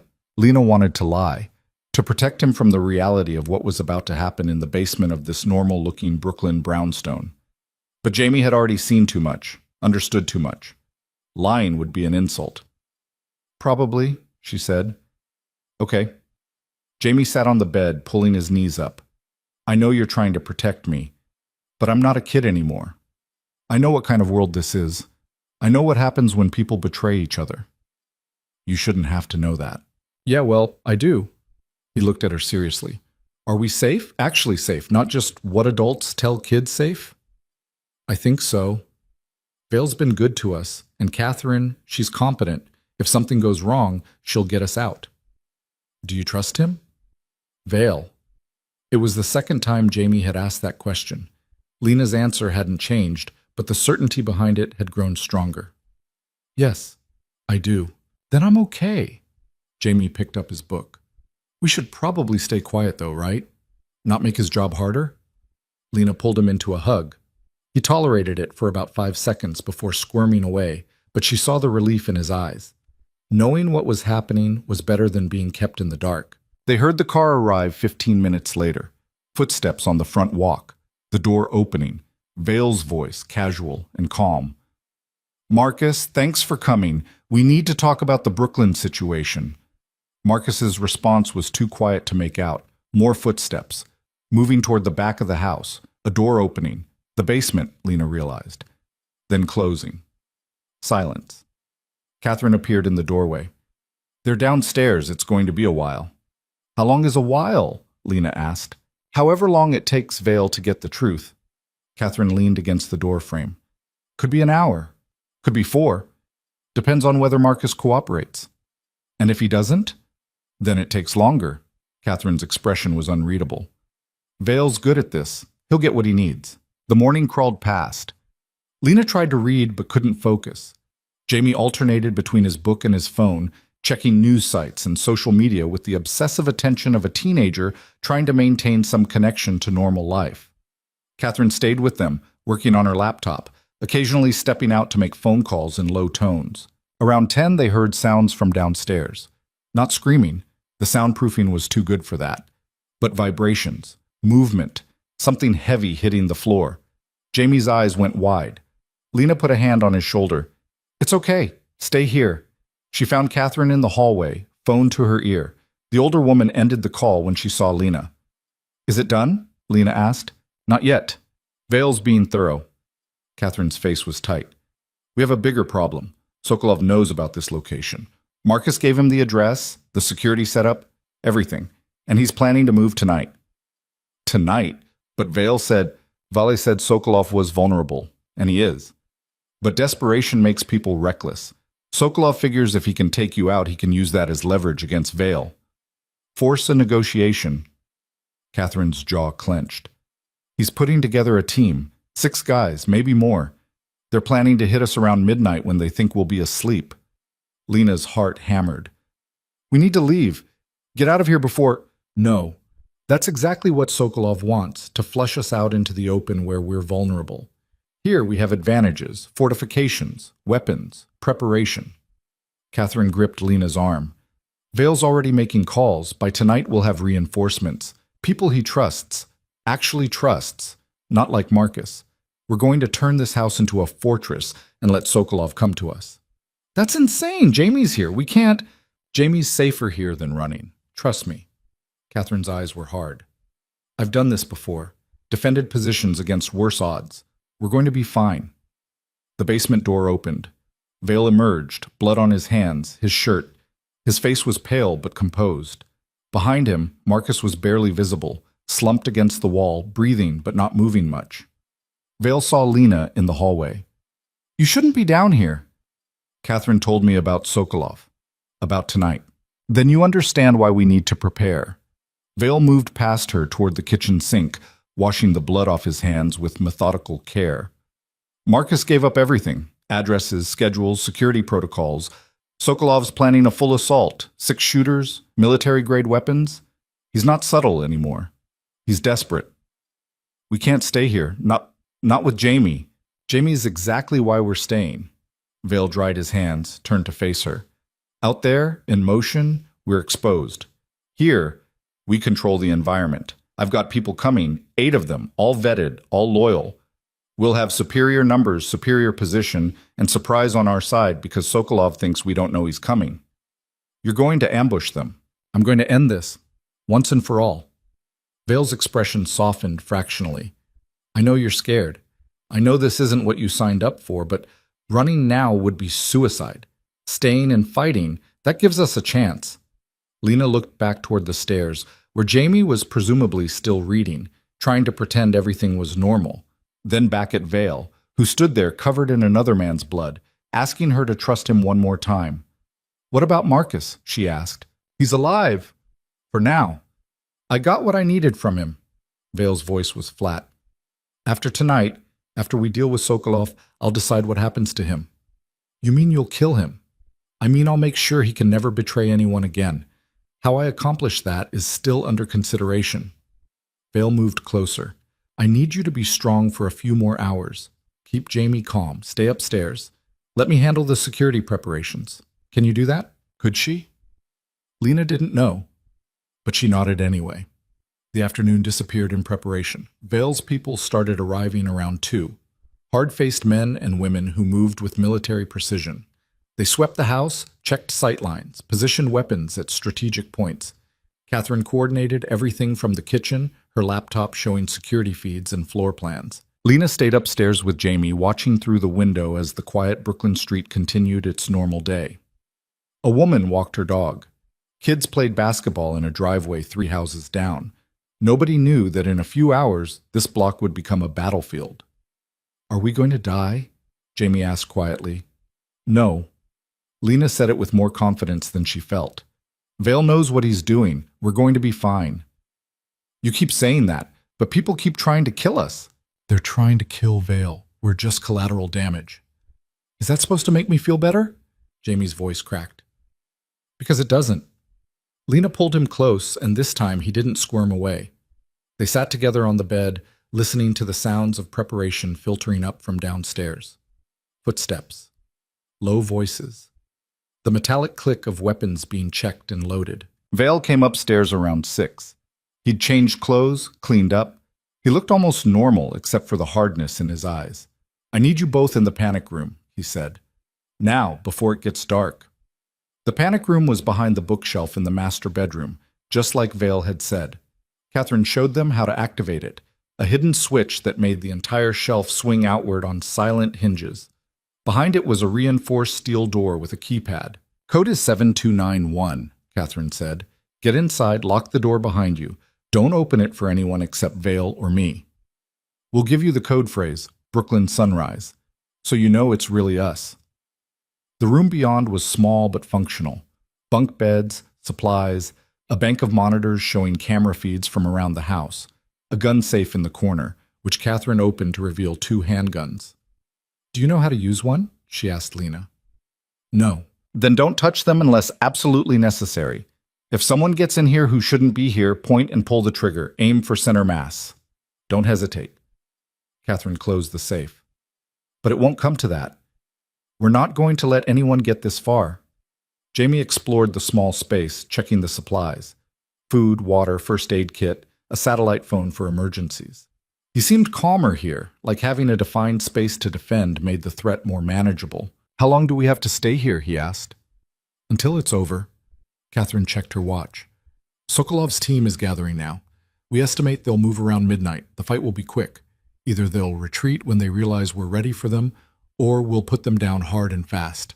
Either way, by tomorrow morning, this will be finished. And if you're wrong, Lena asked, if they get past your defenses? They won't. Catherine's certainty was absolute. But if they somehow do, you stay locked in here. This door will hold against anything short of explosives. And if they're using explosives, the whole neighborhood will hear it. Police will be here in minutes. You just need to survive until then. She left them alone. The bookshelf swung back into place with a soft click, and suddenly they were sealed in. The monitors showed different angles of the house and street. Lena could see Vale in the living room, talking to two of his people. See Catherine in the kitchen, checking weapons. See the empty street outside, looking peaceful in the early evening light. "This is really happening," Jamie said. "Yeah, it is." They waited. The hours crawled past with agonizing slowness. On the monitors, Lena watched nightfall, watched the lights in neighboring houses flick on as families settled in for the evening. Watched Vale's team take positions throughout the house. 2 on the first floor, 2 on the second, 2 more in the basement. Vale himself stayed mobile, moving between positions, checking everything twice. At 11, Catherine brought them sandwiches and water. She looked calm, professional, like this was just another day. "Still looking like midnight," she said. "Sokolov's people are staged 3 blocks south. They're waiting for full dark, minimal street traffic." "How do you know all this?" Lena asked. "We have someone inside Sokolov's organization. Low-level guy, but he's feeding us real-time updates." Catherine smiled grimly. "Sokolov thinks he's being clever. He has no idea we've been tracking his every move for the past 6 hours. What happens after? After tonight? If we win, when we win, Sokolov's operation collapses completely. He'll be dead or running, and either way, he stops being a threat. The other groups that partnered with him will scatter. Dimitri's already neutralized. By dawn, Vale will have eliminated every major threat against him." Catherine squeezed Lena's shoulder. "And you'll be free to make your choice about what comes next." "What if I chose wrong?" The question came out before Lena could stop it. "What if trusting Vale, coming here, staying, what if it was all a mistake?" "Then you made the best decision you could with the information you had. That's all anyone can do." Catherine moved toward the door. "Lock this behind me. Code phrase is Brooklyn Sunrise. Don't open it for anything else." The door sealed shut with a heavy metallic sound. Lena entered the code on the interior keypad, heard the locks engage. On the monitors, she watched Catherine return to her position in the kitchen, watched the minutes tick past on the digital clock display. 11:47, 11:52, 11:58. Jamie sat next to her, eyes fixed on the screens.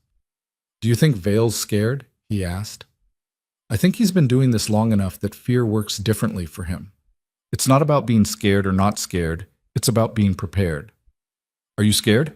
"Terrified." Lena took his hand. "But I'm glad you're here with me. Even if here is a panic room waiting for people to try to kill us."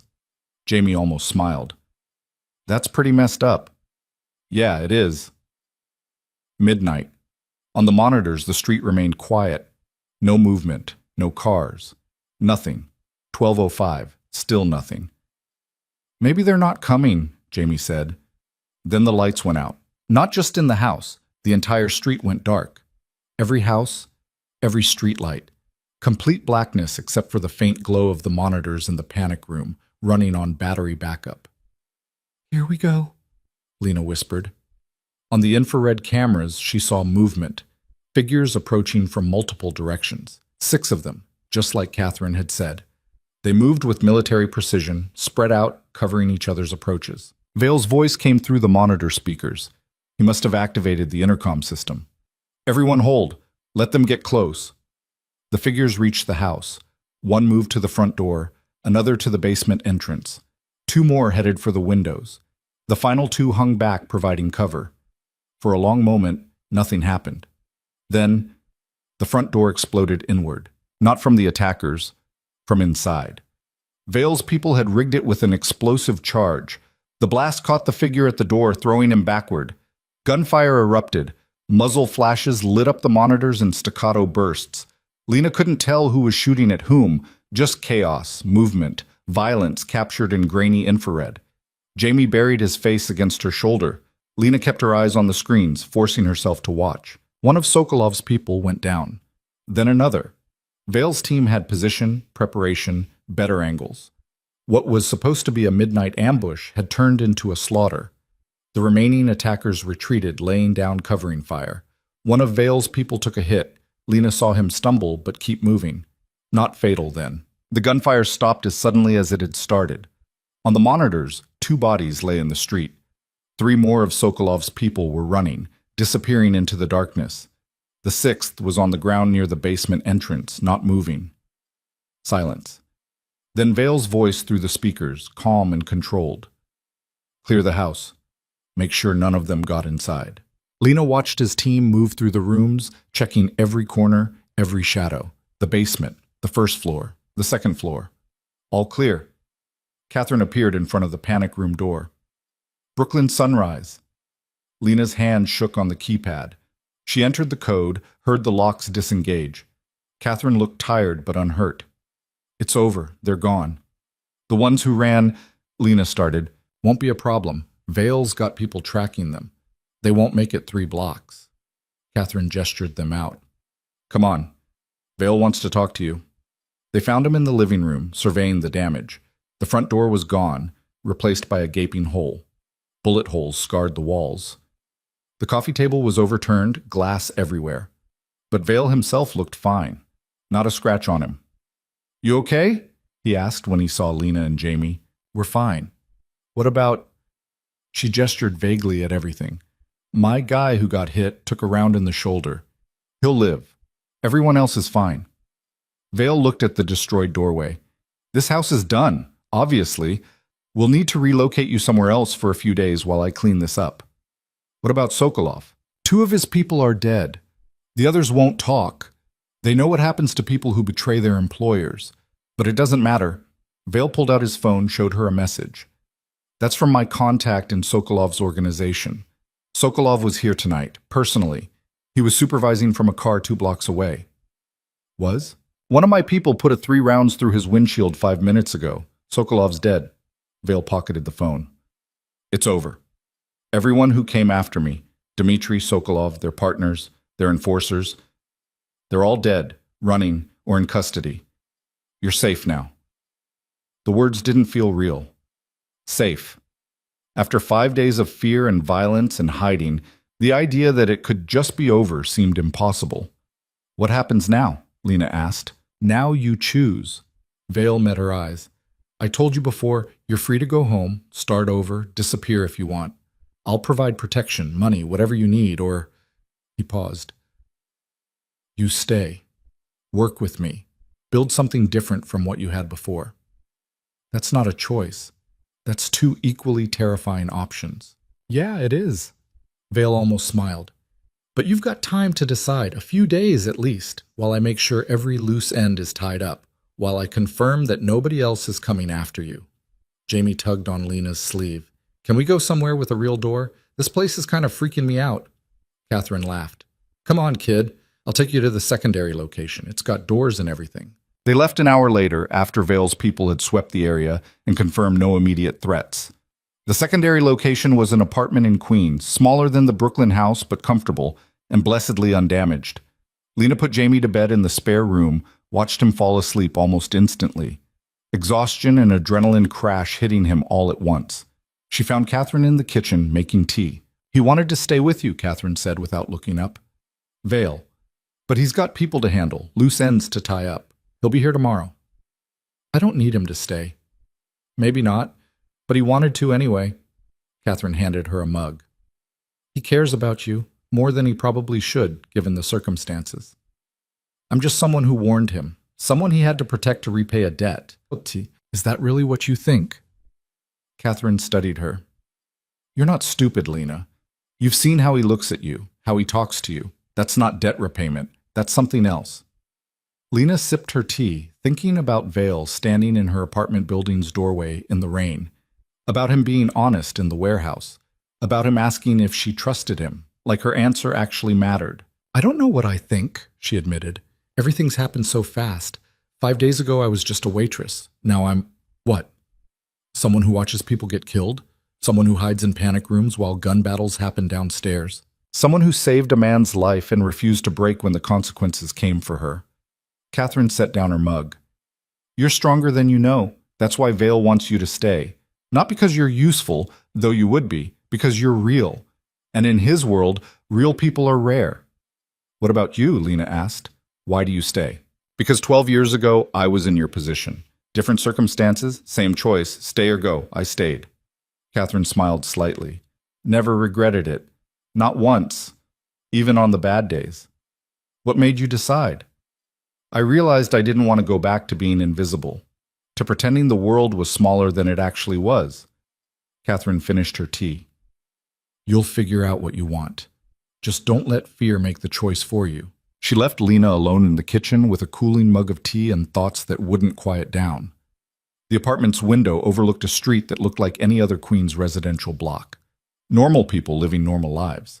People who didn't know what it was like to overhear a murder plot or hide from assassins or watch a house get shot to pieces. Lena had been one of those people 5 days ago. She wasn't sure she could ever be that person again. The detective arrived 2 days later. Lena was making breakfast when Catherine opened the door to a woman in her mid-40s, badge clipped to her belt, tired eyes that had seen too much. Detective Sarah Chen, NYPD Major Crimes. She smiled, but it didn't reach her eyes. Miss Hart, I need to ask you some questions about the incident at Bellamy's restaurant. Lena's hand tightened on the spatula.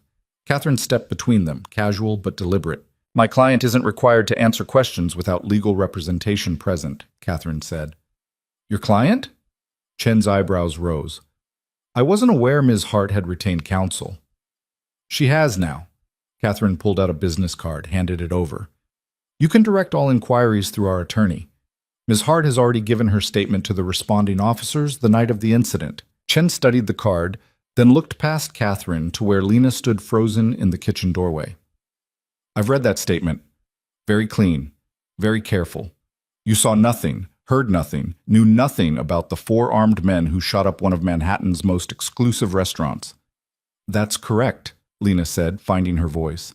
Interesting, because we pulled additional security footage from neighboring buildings, traffic cameras. We have you leaving Bellamy's approximately 40 minutes before the shooting. You looked distressed, like you'd seen something upsetting. Chen stepped closer. What did you see, Ms. Hart? Detective, unless you're here with a warrant, this conversation is over. Catherine's voice was steel wrapped in politeness. No warrant, just questions. Chen's attention stayed on Lena. We know Adrian Vale was at Bellamy's that night. We know he left minutes before someone put a bullet through the window where he'd been sitting. We know he deleted the restaurant's security footage, or someone working for him did. And we know you handed him something at his table right before he left. Lena's stomach dropped. They'd seen the receipt.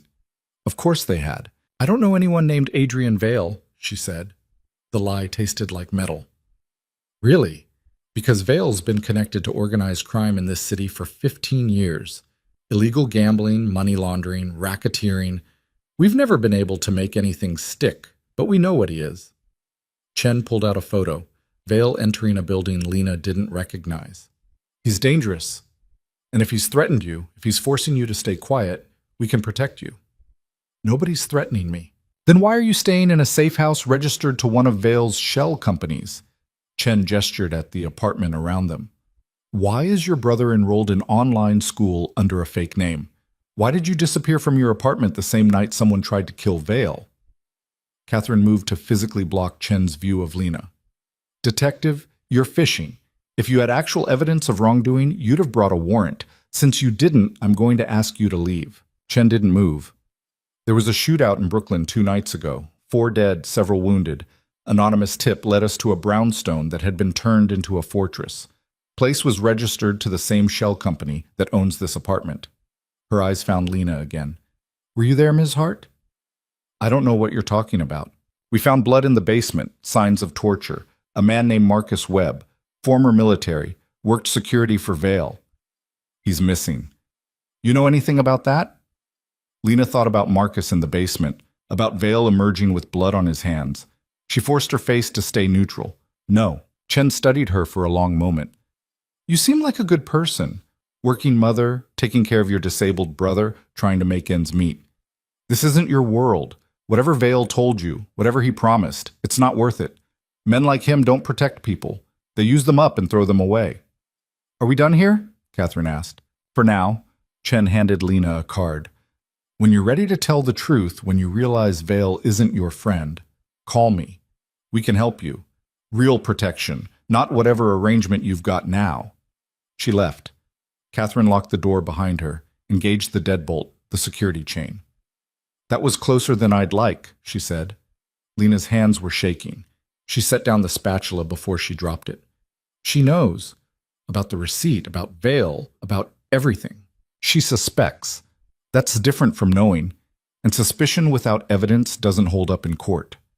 Catherine moved to the window, checked the street. But she's right about one thing. The police are paying attention now. Vale's going to need to be more careful. How careful can he be? They connected the Brooklyn house to this apartment. They know about Marcus. Lena sank into a chair. How long before they figure out the rest? They won't. Vale's good at covering tracks. Catherine turned from the window. But Chen's appearance changes things. You can't stay here much longer. Too exposed now. Where are we supposed to go? That's up to Vale. And you. Catherine's expression softened. Chen offered you a way out. Protective custody, immunity, the whole package. You could take it. Testify against Vale, go into witness protection, start over somewhere new. Is that what you think I should do? I think you need to make your own choice. Not based on fear, not based on debt. Based on what you actually want. Catherine pulled out her phone. I'm calling Vale. He needs to know about this. Jamie emerged from his room as Catherine stepped into the hallway to make the call. He looked better than he had in days. Some color back in his face, less of that haunted look around his eyes. Who was that woman? He asked. A detective. She wanted to ask questions about Bellamy's. What did you tell her? Nothing. Catherine handled it. Lena pulled him into a hug. How are you feeling? Did you take your medication? Yeah, I'm okay. Jamie pulled back, studying her face. Are we in trouble? Like legal trouble? I don't know. Maybe. Probably not if we're smart about it. The detective. She said Vale was dangerous, that he uses people. Jamie's voice was careful. Is that true? Lena thought about how to answer. The truth was complicated. Vale had protected them, kept them safe, treated them with more respect than most people in power bothered with. But he'd also killed people, tortured Marcus in a basement, built his life on violence and illegal business. I think he's dangerous to his enemies, she said finally. I think he's someone who operates outside the law because the law doesn't work in his world. But I don't think he's using us. I think he genuinely wants to protect us. Do you trust him? Yeah, I do. Then that's good enough for me. Jamie grabbed a glass of water. Are we going to have to move again? Probably. The detective knows about this place. Man, I was just getting used to it here. He smiled slightly. At least the next place will be new. That's something. His resilience broke Lena's heart a little. 15 years old and already so used to upheaval, to instability, to rolling with whatever crisis came next. She wanted better for him. Wanted him to have the kind of childhood where the biggest problem was homework, not hiding from people who wanted them dead. Vale arrived an hour later, Catherine having given him the full report. He looked furious in that controlled way of his, expression calm but tension visible in every line of his body. Chen's a problem, he said without preamble. She's been investigating me for 3 years. She's smart, persistent, and she doesn't let go. Can you handle her? Catherine asked. Handle her how? She's a cop, and a good one. I can't make her disappear. I can't threaten her. Best I can do is make sure she doesn't find anything concrete. Vale looked at Lena. Did you tell her anything? No, nothing. Good. Keep it that way. Chen's going to keep pushing, keep digging. She thinks if she applies enough pressure, someone will crack. He moved to the window, checking the street the way Catherine had. We need to relocate you again. Somewhere Chen won't connect to me. Where? Lena asked. I'm working on it. Somewhere outside the city, probably. Upstate, maybe Connecticut. Somewhere quiet where you can disappear for a few weeks while I clean up the last loose ends. What loose ends? Jamie asked from the doorway. Vale turned, seemed to really see him for the first time since arriving. The people who helped plan the hit on me. The ones who aren't dead yet. I need to make sure they understand that coming after me or anyone I protect is a terminal mistake. You mean you're going to kill them? Jamie said flatly. Some of them, yeah. Others I'll negotiate with. Depends on whether they're willing to be reasonable. Vale's expression didn't change. Does that bother you? I don't know. Should it? Probably. You're a good kid. You shouldn't be okay with violence. Vale crossed his arms. But I'm not going to apologize for protecting what's mine. And you and your sister, you're mine now, under my protection. That means anyone who threatens you answers to me. Jamie considered this. Okay. Okay. Vale's eyebrows rose. Yeah, I mean, it's messed up. All of it is messed up, but at least you're honest about it. Jamie shrugged. Better than people who pretend to be good while doing terrible things. Vale almost smiled. You're smarter than most adults I know. I have to be. Nobody else is going to look out for me except Lena, and now I guess you. Jamie looked at his sister. I'm going to finish my homework. Let me know when we're moving again. He disappeared back into his room.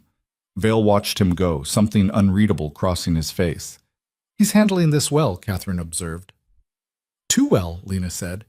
He shouldn't have to handle this at all. No, he shouldn't, but he is, and he's doing better than most people would. Vale turned his attention back to Lena. We need to talk about what happens next. Catherine took the hint, excusing herself to check the perimeter. Vale waited until she was gone before speaking again. Chen's appearance forces the timeline. I was going to give you a few more days to decide what you wanted, but with the police actively investigating, with Chen connecting dots, you need to choose now. Today. Choose what exactly? Whether you want out. I can arrange witness protection, real protection, not the half measures Chen offered. New identities for you and Jamie, relocation to another state, money to get established. You'd be safe, and you'd never have to see me again. Or you stay.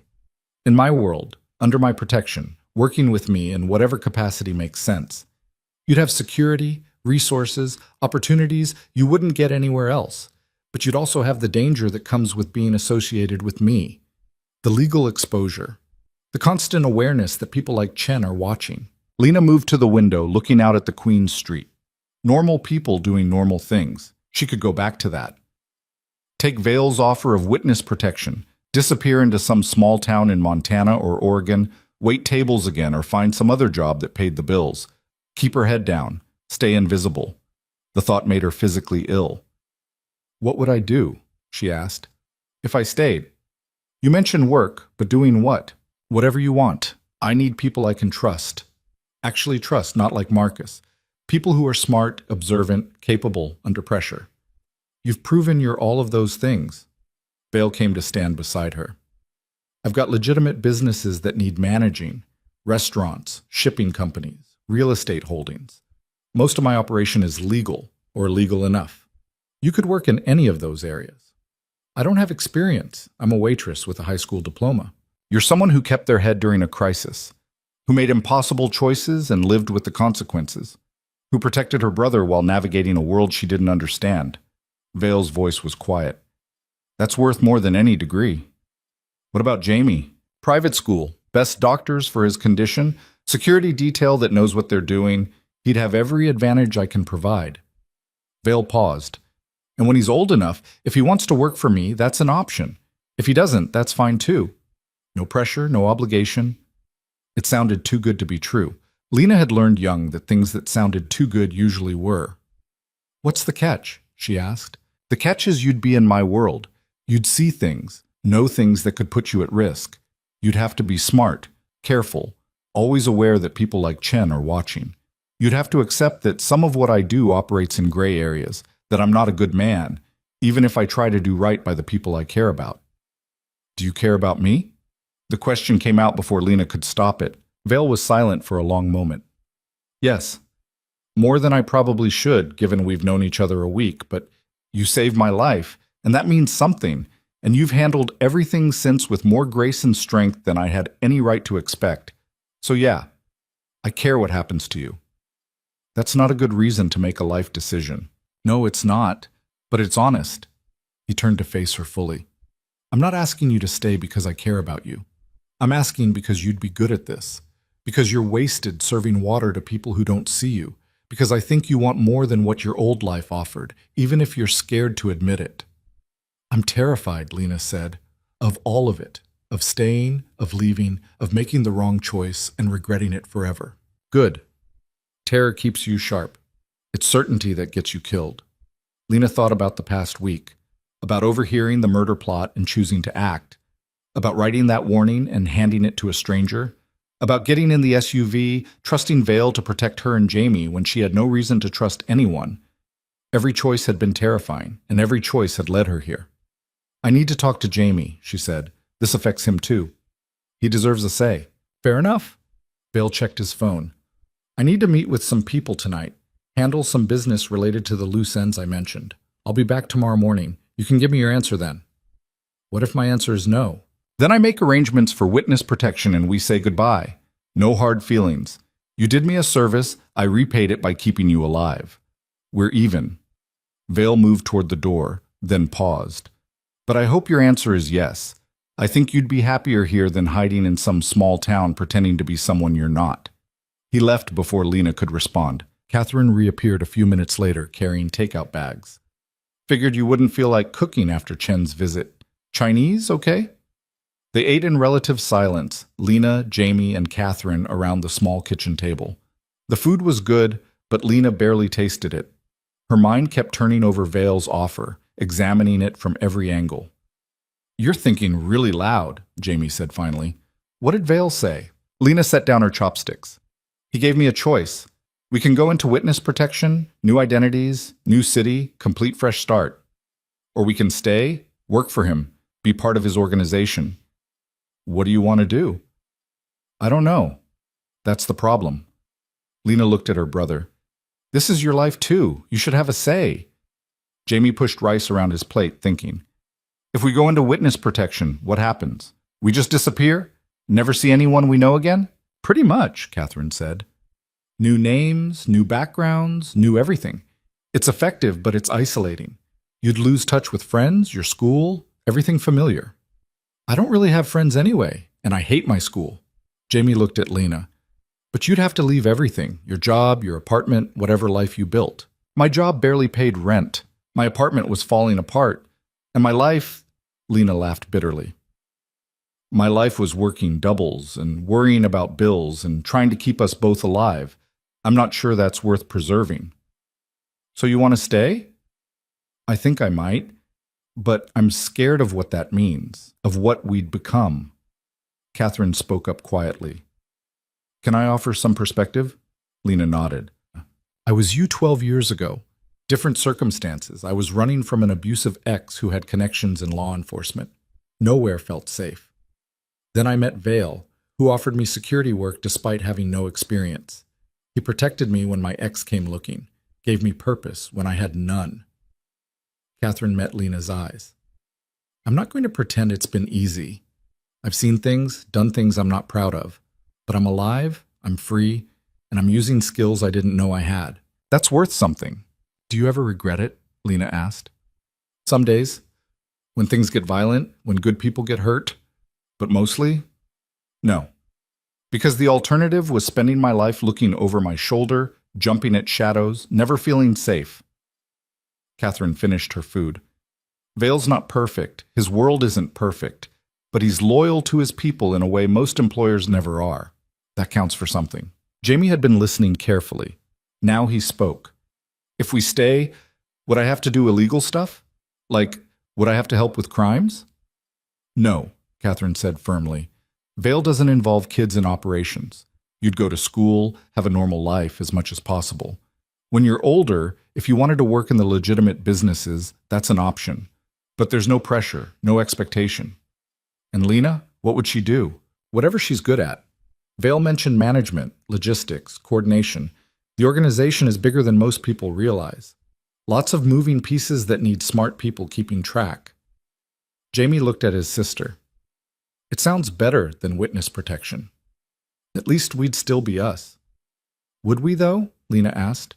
Or would we become different people? People who look the other way when bad things happen? People who compromise their values for security? Maybe, Jamie said. But isn't that better than pretending to be completely different people in some random town? At least this way we're choosing who we become. His wisdom kept surprising her. When had he gotten so grown up? Lena stood, started clearing dishes. Her hands needed something to do while her brain worked through the impossible math of this decision.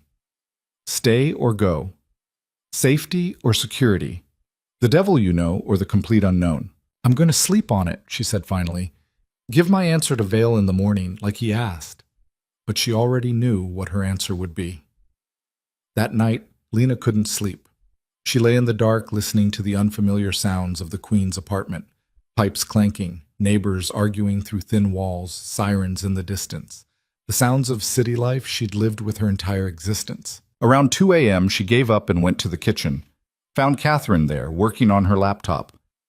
"Can't sleep either?" Catherine asked. "Too much in my head." Lena poured herself water. "Can I ask you something?" "Sure." "When you made your choice to work for Vale, to stay in his world, did you know immediately? Or did you agonize over it?" Catherine closed her laptop, giving Lena her full attention. "I agonized, spent 3 days weighing options, making lists of pros and cons, driving myself crazy. Then my ex found me, broke into the safe house Vale had me in, would have killed me if Vale's people hadn't intervened." She touched a scar on her forearm, barely visible. "After that, the choice was easy. Vale had proven he'd protect me. The alternative had proven it wanted me dead. Simple math." "I don't have that clarity. Nobody's actively hunting me anymore. Sokolov's dead, Dimitri's neutralized. I could actually walk away." "Could you, though?" Catherine's eyes were sharp. "Detective Chen knows your face, knows you're connected to Vale. You go into witness protection and, yeah, you get a new identity, but you spend the rest of your life knowing people are looking for the old you. That's not freedom. That's just a different kind of cage." Lena hadn't thought about it that way. She'd been so focused on the danger of staying, she hadn't considered the limitations of leaving. "What do you think I should do?" she asked. "I think you should do what your gut is telling you, not what fear says, not what logic dictates. What do you actually want?" Lena closed her eyes, let herself feel the answer that had been building since Vale first made the offer. "I want to stay. I want Jamie to have opportunities I never had. I want to be someone who matters, who makes decisions, who isn't invisible anymore." She opened her eyes. "But I'm scared that want is just ego, that I'm choosing this for the wrong reasons." "Why would ego be wrong?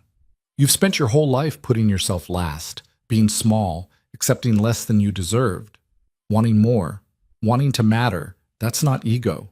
That's survival." Catherine stood, refilled her coffee. "Vale sees potential in you. I see it too. The question is whether you see it in yourself." "I don't know what I see." "Then look harder." Catherine's voice was kind but firm. "Because tomorrow morning, Vale's going to ask for your answer, and you need to give him one you can live with." Lena went back to bed but still didn't sleep. She watched the ceiling, tracking the patterns of light from passing cars, thinking about everything that had led to this moment. One warning, one folded receipt, one split-second choice to help a stranger. And now here she was, being offered a life she'd never imagined. Power, security, purpose. All of it wrapped up with danger and compromise and moral ambiguity, but also possibility. Jamie was right. Witness protection meant pretending to be someone else forever. Staying meant choosing who she became. When morning came, Lena knew her answer. Vale arrived at 8, looking like he'd actually slept despite whatever business he'd handled the night before. He accepted coffee from Catherine, sat across from Lena at the kitchen table. "So?" he asked simply. "We're staying," Lena said. "Jamie and me. We're staying." Something shifted in Vale's expression. Relief, maybe, or satisfaction. "You're sure?" "No. But I'm sure that running would be worse. I'm sure that I want Jamie to have better than what I had. And I'm sure that I'd rather face whatever comes next on my own terms than spend my life hiding." Vale nodded slowly. "All right, then we move forward. I've got a place lined up in Westchester. House, not an apartment. Secure, private, good schools nearby for Jamie. You'll start working with my logistics team, learn the operations. Nothing illegal to start, just coordination, scheduling, making sure shipments go where they're supposed to go." "When do we move?" "Today. Chen's going to keep pushing, and this apartment is compromised. The Westchester house is registered to a different shell company, completely disconnected from anything she could trace." Vale pulled out a folder, slid it across the table. "Enrollment papers for Jamie's new school, medical records transfer, everything you need to get established." Lena opened the folder, scanning the documents. Everything was thorough, professional, anticipating needs she hadn't even thought of yet. "Thank you," she said quietly. "Don't thank me yet. You haven't seen the workload." Vale almost smiled. "My logistics operation handles 17 shipping routes, 4 warehouse facilities, and coordinates with 6 different port authorities. It's complicated work. You'll be learning on the job." I can handle complicated. Yeah, I think you can. Vale stood. Pack what you need. We leave in an hour. Catherine's coming with us. She'll be your primary security until I'm satisfied there's no residual threat. The move happened quickly. Lena packed their few belongings. They hadn't brought much from the apartment that night a week ago. Jamie gathered his things without complaint, used to upheaval now. The drive to Westchester took 90 minutes through morning traffic. Vale drove this time, Catherine in the passenger seat, Lena and Jamie in the back. They talked about logistics, about Jamie's school schedule, about the house and neighborhood. Normal conversation about abnormal circumstances. The house was beautiful. Actual yard, 3 bedrooms, updated kitchen, security system that Catherine approved of. It looked like a place where normal families lived normal lives. Jamie disappeared to explore his new room. Catherine started checking perimeter security. Vale and Lena stood in the kitchen, the space between them feeling charged with something unspoken. This is really happening, Lena said. We're really doing this. Having second thoughts? About 100 of them, but I'm not changing my mind. Good. Vale moved closer. I meant what I said before. You're going to be good at this. Better than good, probably. You've got instincts most people have to train for years to develop. Or I'll crash and burn spectacularly. Maybe, but I don't think so. He pulled out his phone, checking something. I need to handle some business downtown. Catherine will get you settled, show you the security protocols. Tomorrow, we'll start on the actual work. Vele. Lena stopped him before he could leave. Why are you doing this? Really? It's more than repaying a debt. You could have set us up somewhere and walked away. Instead, you're giving me a job, giving Jamie opportunities, investing in people you barely know. Vale was quiet for a moment, considering his answer. Because potential matters. Because you saw danger coming and acted instead of freezing. Because your brother is smart and deserves better than the hand he was dealt. And because... He paused. Because I'm tired of being surrounded by people who are only here for profit or fear. You're here by choice. That means something. He left before Lena could respond. Catherine found her still standing in the kitchen 10 minutes later. He's not good at expressing feelings, but he means what he says. You matter to him. I saved his life. That's not the same as mattering. No, but what you did after, staying calm, protecting Jamie, making hard choices, that's what matters. Vale's had plenty of people save him over the years. He's never offered any of them what he's offering you. Lena thought about that. About being special to someone like Adrian Vale, someone powerful and dangerous and operating in worlds she was just beginning to understand. It should have terrified her. Instead, it felt like possibility. That night, in her new bedroom in a house that felt too nice to be real, Lena lay awake thinking about the choice she'd made, about the path she'd chosen, about the life waiting for her on the other side of fear. Detective Chen would keep investigating. Threats would emerge. The moral compromises Catherine warned about would come. But so would opportunities. Security. Purpose. A chance to be more than she'd been. Lena closed her eyes and finally, for the first time in a week, slept without nightmares. 3 months later, Lena stood in a warehouse in Red Hook, watching longshoremen unload shipping containers with practiced efficiency. Her tablet displayed manifests, schedules, delivery routes, the intricate choreography of legitimate commerce that formed the backbone of Vale's operation. Container 17 is flagged, said Marcus Chen, her logistics coordinator. No relation to the detective, he'd clarified on day 1 with a tired smile. Customs wants a secondary inspection. What's in it? According to the manifest, textiles from Portugal, but the weight's off by about 200 kilos. Lena pulled up the shipment details, cross-referenced the supplier. Something felt wrong. The numbers didn't add up in that particular way that meant someone was lying. Pull it aside. Full inspection. Document everything. If we find contraband, we report it ourselves before customs does. She met Marcus's eyes. Vale's rules. We don't move anything we can't explain. That's going to piss off the supplier. Then they shouldn't have lied about the contents. Lena marked the container for inspection, sent the notification up the chain. Vale values reputation over profit. That means no surprises. Marcus nodded, already moving to implement her orders. Lena watched him go, then returned her attention to the remaining manifests. 17 shipments today, all of them requiring coordination between ports, trucking companies, and final destinations. It was complex work, demanding work. She was good at it. The realization still surprised her sometimes. 3 months ago, she'd been serving water to people who didn't see her.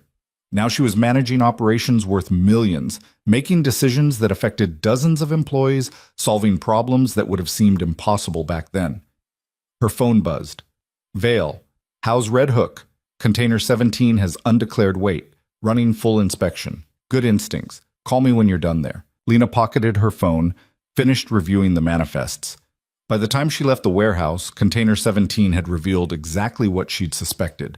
Textile shipment was legitimate, but someone had hidden high-end electronics underneath to avoid import duties.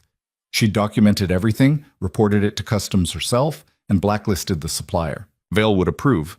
He'd been clear from the beginning. His businesses operated as close to legitimate as possible. The gray areas existed, but they were carefully managed, meticulously documented, designed to survive scrutiny. The drive back to Westchester gave her time to think. The past 3 months had been a masterclass in controlled chaos, learning Vale's operations, understanding the networks and relationships that kept everything running, developing instincts for what was normal versus what needed attention. But it wasn't just work. Jamie had thrived at his new school. Smaller classes, better resources, teachers who actually cared about students with medical needs. He'd made friends, real friends, the kind he'd never had before. His seizures were better controlled with the specialists Vale had connected them with. And Lena herself had changed in ways she was still processing. She moved differently now, spoke with more authority, made decisions without second-guessing herself into paralysis. Catherine had been right. She'd found skills she didn't know she had. Detective Chen had tried to contact her twice more, once through official channels, a subpoena that Vale's lawyers had quashed. Once through unofficial ones, a message passed through someone at Jamie's school that Lena had ignored. The detective was persistent, but without evidence, there was nothing she could do. The house appeared ahead, and Lena felt that small jolt of satisfaction she always got seeing it. Home. Actual home, not just a place she slept between shifts. Jamie was in the kitchen when she entered, doing homework at the table while Catherine prepared dinner. The domestic scene still felt surreal sometimes. "How was your day?" Catherine asked. "Caught someone trying to smuggle electronics in a textile shipment. Otherwise normal." Lena grabbed water from the fridge. "Jamie, how was school?" "Got an A on my history paper. Mr. Richardson said it was college-level work." He didn't look up from his laptop, but Lena heard the pride in his voice. "That's amazing. I knew you were smart, but yeah, I'm brilliant. Can I go to the movies Friday with Marcus and Dylan?" Marcus and Dylan, the friends who'd somehow decided her weird brother was worth knowing. "As long as Catherine or I can drive you." Catherine already said she would. "I'm just checking with you, too." Now he looked up, grinning. "Trying to be responsible and stuff." "Keep it up. You're doing great." Vel arrived an hour later, joining them for dinner in a scene that had become routine over the past month. He'd started showing up more frequently, staying longer, the boundaries between professional and personal getting increasingly blurred. Not that Lena minded. She'd stopped fighting her attraction to him somewhere around week 6, when he'd stayed up until 3 a.m. helping her solve a routing crisis that had threatened to derail an entire shipment schedule. He was brilliant at this work, patient in teaching her, and underneath the dangerous exterior was someone who cared deeply about doing things right. After dinner, after Jamie had retreated to his room and Catherine had tactfully found business elsewhere, Vale and Lena ended up in the study. It had become their space, where they reviewed operations, discussed strategy, talked about everything and nothing.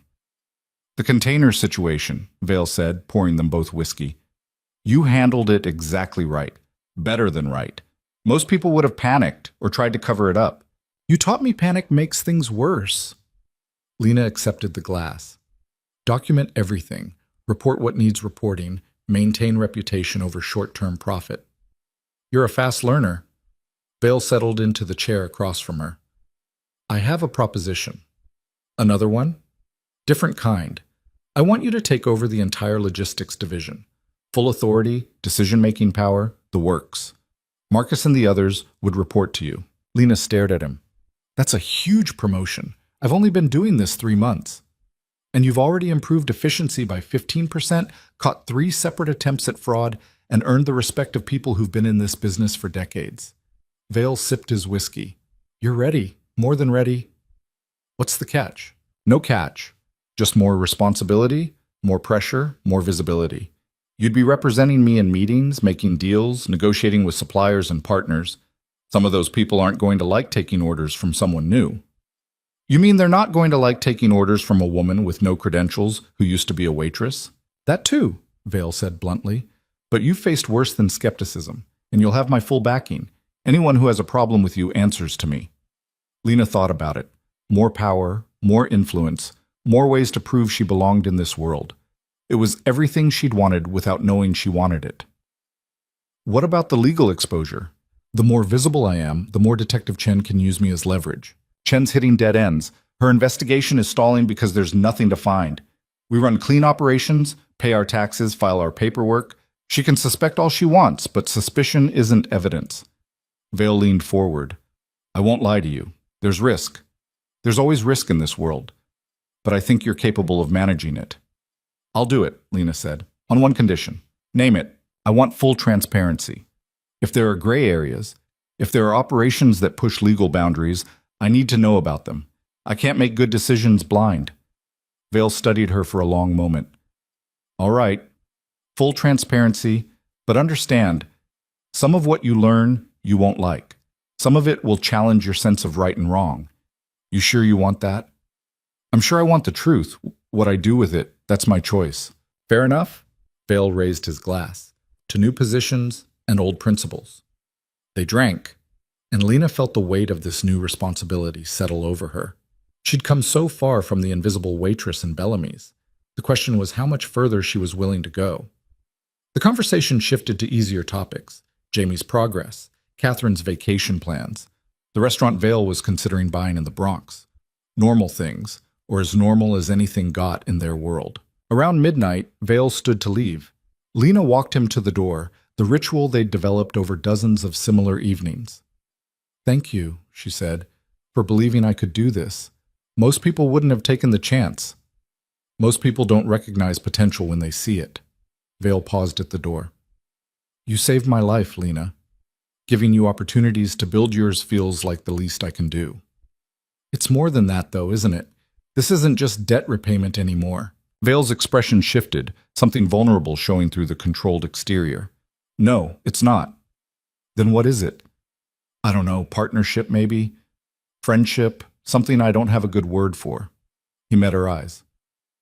Whatever it is, I'm glad you chose to stay. I'm glad you're here.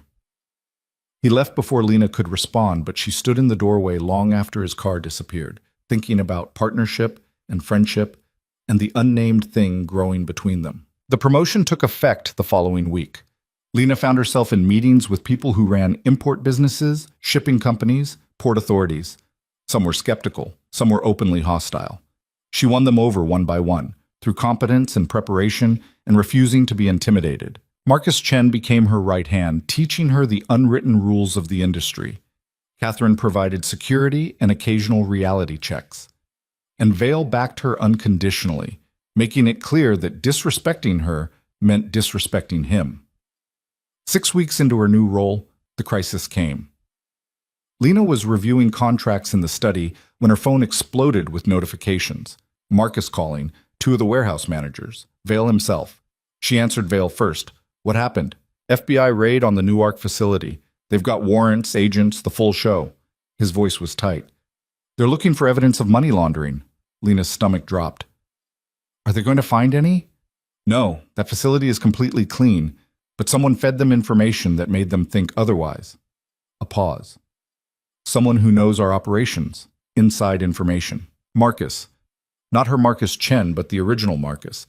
Vale's former head of security who'd betrayed him months ago. The one Vale had questioned in the basement, the one who'd disappeared after giving up Sokolov's location. I thought Marcus was handled, Lena said. I thought so too. Apparently he's still talking. Vale's anger was palpable, even through the phone. Get to the Newark facility. Take Catherine. Document everything the FBI does. Make sure our people cooperate fully, but say nothing without lawyers present. I'll handle Marcus. Handle him how? However I need to. Just focus on damage control. The drive to Newark took 90 minutes through traffic. Lena spent it on the phone with lawyers, coordinating responses, making sure everyone knew the protocol. Catherine drove with the focused intensity of someone who'd done this before. The facility looked like a disaster, FBI agents swarming everywhere, employees being questioned, files being boxed up. Lena found the agent in charge, a sharp-eyed woman named Rodriguez who looked unimpressed by everything. "I'm the logistics director," Lena said. "What exactly are you looking for?" "Evidence of financial crimes, money laundering, tax evasion, wire fraud. We have testimony from a credible witness that this facility has been used to move illegal funds." Rodriguez's eyes narrowed. "You're Lena Hart. The witness mentioned you specifically." "Mentioned me how?" "Said you're Adrian Vale's new partner in crime. Said you've been helping him restructure his operations to avoid detection." Rodriguez pulled out a photo, Lena at the warehouse, clearly surveilling her. "You've come up in the world fast. Waitress to logistics director in 3 months. That's quite a jump." "I'm good at my job." "Or you're good at helping Vale hide his crimes." Lena forced herself to stay calm. "If you have evidence of crimes, arrest me. If not, you're just fishing. And you won't find anything here because there's nothing to find. This facility runs legitimate shipping operations, fully documented, fully taxed, fully legal." "We'll see about that." Rodriguez turned away. "Don't leave town, Ms. Hart. We'll be wanting to talk to you again." The raid lasted 6 hours. The FBI took files, computers, records going back 3 years. They questioned employees, searched shipping containers, treated the whole facility like a crime scene. They found nothing, because there was nothing to find. Vale had been telling the truth. This operation was clean, but the damage was done. Employees were scared, clients were nervous, and Lena's name was now officially connected to an FBI investigation into money laundering. She called Vale from the car on the way back. "It's bad. They didn't find anything, but they're going to keep digging, and they're specifically looking at me now." "I know. Rodriguez already called my lawyer, making threats." Vale sounded tired. "Marcus gave them your name, said you're my partner in criminal enterprise. Complete fabrication, but they have to investigate." "What do we do?" "We do what we've always done. Operate clean, document everything, cooperate where required, and stonewall where allowed. They can investigate all they want. Won't change the fact that we're legitimate." A pause. "I'm sorry you're caught up in this. Sorry Marcus is trying to drag you down." "Where is he?" "Marcus?" "Missing. He went underground after talking to the FBI, probably figured I'd retaliate." "He's not wrong." Vale's voice went cold. "When I find him, this ends permanently." Lena wanted to argue, to suggest legal solutions, to be the voice of reason. But she was tired of Marcus's ghost hanging over them, tired of threats and investigations, and constantly looking over her shoulder. "Do what you need to do," she said. "Just be careful." The FBI investigation consumed the next month. Agents appeared at the Westchester house, questioning Lena about her relationship with Vale, her role in his businesses, her knowledge of any illegal activities. She answered with carefully rehearsed responses, volunteered nothing, and let the lawyers handle anything substantive. Detective Chen made her move during this period, reaching out directly with an offer, testify against Vale, and the FBI would grant immunity for any crimes Lena might have committed. Refuse, and she'd be charged alongside him when they finally built their case. Lena met Chen at a coffee shop in White Plains, Catherine watching from a nearby table. "You don't have to go down with him," Chen said, sliding a folder across the table. "We know you were a waitress 3 months ago. We know Vale brought you into his organization. You're a victim here, not a criminal." "I'm not a victim. I made my own choices. Choices you made under duress. We know about the assassination attempt, about Vale taking you and your brother into protective custody. That's coercion, not free will." Chen opened the folder, showing Lena immunity agreements, witness protection offers. "Take the deal. Save yourself and your brother." Lena thought about everything she'd built over the past 4 months. The job she was good at, the security Jamie finally had, the life she'd chosen instead of the one she'd been handed. "No," she said.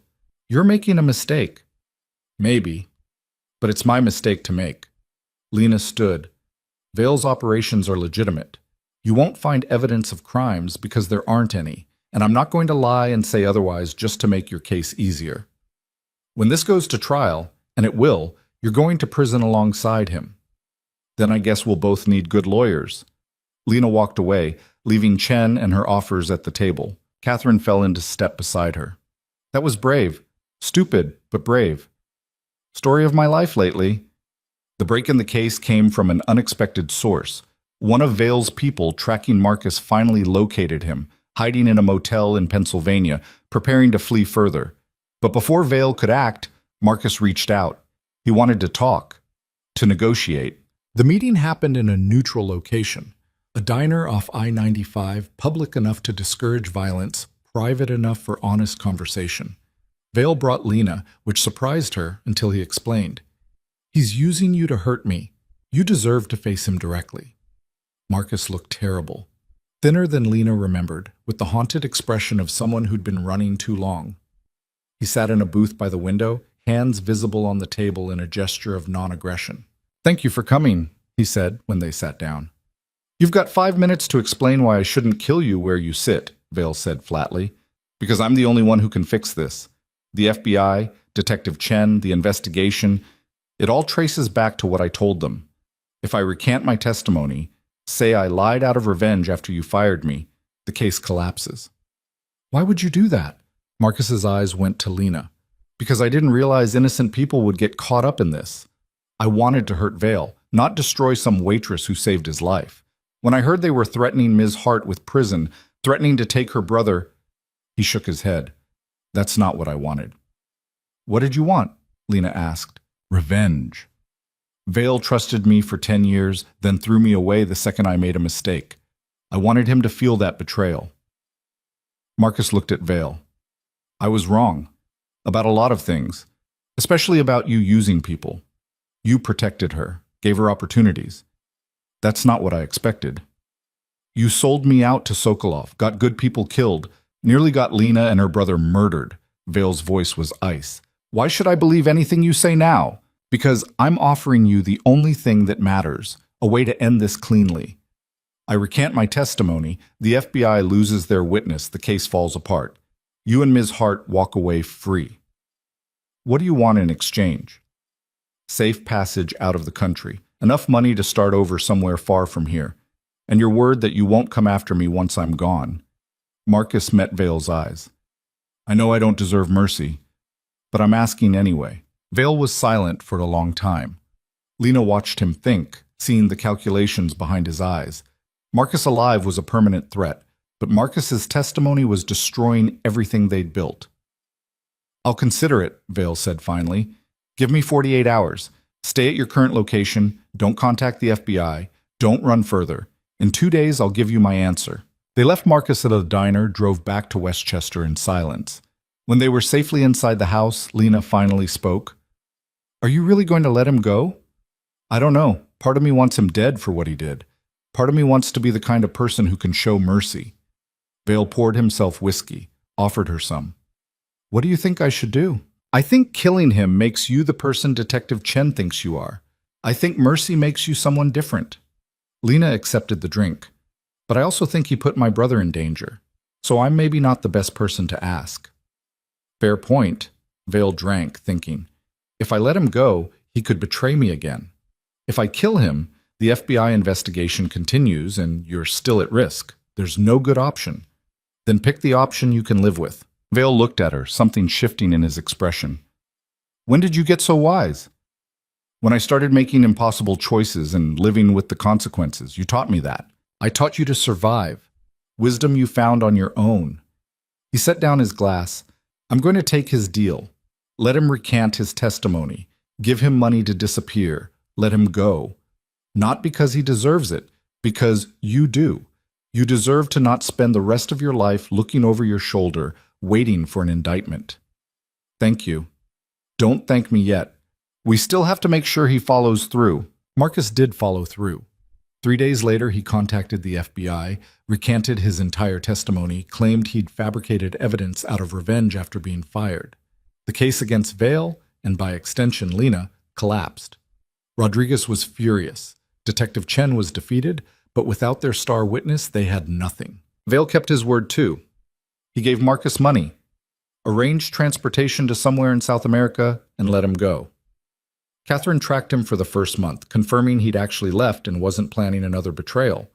Then they let him fade into history. The relief was gradual. First, the FBI closed their investigation. Then Detective Chen stopped calling. Then the media moved on to other stories. Life returned to what passed for normal in their world. Lena threw herself into work with renewed focus. The logistics division thrived under her management. New contracts, expanded operations, growing reputation in the industry. She was legitimately good at this, and it showed. Jamie graduated middle school with honors, already looking at high schools that had seemed impossible 6 months earlier. He talked about college now, about future plans, with the confidence of someone who believed he had a future. And Lena and Vale, the undefined thing between them, gradually defined itself. Partnership, yes. Friendship, definitely. But also something deeper, built on trust and shared crisis, and choosing each other repeatedly when easier options existed. 8 months after that night at Bellamy's, they stood on the terrace of Vale's penthouse in Manhattan, looking out at the city lights. It was late, after another successful negotiation, after drinks with clients who now respected Lena as an equal. "You ever regret it?" Vale asked. "Handing me that receipt? Everything that came after?" Lena thought about it honestly. The fear, the danger, the impossible choices, but also the growth, the opportunities, the person she'd become. "No," she said. "I don't regret it. Do you? Taking us in instead of just arranging protection from a distance. Not even for a second." Vale turned to face her. "You know what I realized? I spent 15 years surviving, just making it through each day, each threat, each crisis. But surviving isn't the same as living. You taught me that." "How did I teach you that?" "By choosing life over safety, by stepping forward when you could have stepped back, by refusing to become smaller just because the world was dangerous." He moved closer. "I've never met anyone like you. Former waitress who stumbled into your world by accident? No, someone who saw what needed doing and did it. Someone who refused to break when breaking would have been easier. Someone—" He paused, seeming to struggle with the words. "Someone I care about. More than I've cared about anyone in a very long time." Lena's heart kicked against her ribs. They'd been circling this for months, the attraction and connection building but never quite acknowledged. "I care about you too," she said quietly. "Probably more than is smart, given everything." "Smart is overrated. I've been smart for 15 years. Look where it got me. Alone, paranoid, trusting no one." Vale's hand found hers. "Then you handed me a warning written on a receipt, and everything changed." "Everything changed for me too." They kissed then, soft and tentative at first, then deeper. It felt like falling and flying simultaneously, like everything she'd been moving toward since that night in the restaurant. When they finally pulled apart, Vale was smiling, genuinely smiling, in a way Lena had rarely seen. "So what now?" he asked. "Now we figure out what comes next. Together." "Together sounds good." They stood on the terrace as the city sprawled below them, two people who'd found each other in the chaos and chosen to stay. It wasn't a fairy tale. Their world was still dangerous, still complicated, still full of moral gray areas and difficult choices. But it was theirs. 3 years later, Lena stood in the same Red Hook warehouse where she'd caught her first smuggling attempt, watching the operation she now ran with complete authority. Vale had officially made her partner 6 months ago. Equal ownership, equal decision-making, equal everything. Jamie was finishing his first year at Columbia, studying business and computer science, already talking about working in the legitimate side of their operations after graduation. He'd beaten the odds, survived childhood trauma and medical complications to become someone remarkable. Detective Chen had retired, her investigation into Vale never producing the results she'd wanted. The FBI occasionally sniffed around, but Vale's operations were so thoroughly legitimate now that there was nothing to find. Marcus had sent a postcard once from somewhere in Brazil, just 2 words. "Thank you." Vale had burned it, but Lena knew he'd read it first. Mercy had cost him nothing and gained him peace. Catherine still provided security, though these days it was more about coordination than active protection. The threats had faded. The enemies were gone or neutralized. They'd survived long enough to build something stable. Vale found Lena in the warehouse office, reviewing manifests with the same attention to detail she'd brought to the job from day one. "You know you don't have to do this anymore," he said. "We have people for manifests. I like doing it. Keeps me grounded." Reminds me where I started. Lena saved her work, turned to face him. What are you doing here? I thought you had meetings downtown. Finished early, wanted to see you. He pulled out a small box. Also wanted to give you this. Lena opened it. Inside was a key, old brass worn smooth with age. What's this? Key to the restaurant where we met, Bellamy's. I bought it last month. Been meaning to tell you. Vale took the key, placed it in her hand. Thought you might want to run it. Make it into something different, something ours. You bought Bellamy's. I bought the place where you saved my life and changed everything. Seemed appropriate. He smiled. You don't have to decide now, just think about it. Lena turned the key over in her hand, thinking about that night, about overhearing a murder plot in the bathroom, about writing a warning on a receipt, about choosing to act when inaction would have been safer. One choice, one moment. Everything that followed had spiraled from that single decision. I'll think about it, she said, but I'm probably going to say yes. I usually do with you. Is that a complaint? No. It's an observation. She pulled him close. I chose you 3 years ago. I choose you now. I'll probably keep choosing you. Good. Because I'm not going anywhere. They left the warehouse together, climbing into the car for the drive back to Westchester. Back to the house that had become home, to the life they'd built from chaos and danger and impossible odds. Lena had started as a waitress trying to survive. She'd become someone who thrived, not because the world had gotten easier or safer, but because she'd stopped trying to be invisible and started demanding space to exist. The lesson wasn't that risk led to reward. It was that playing it safe could be the most dangerous choice of all. That sometimes the only way forward was through. That survival meant more than just staying alive.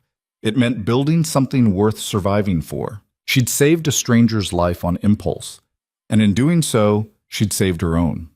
The city blurred past the windows as Vale drove, one hand on the wheel, the other holding hers. Jamie was home waiting, probably buried in coursework or arguing with Catherine about something trivial.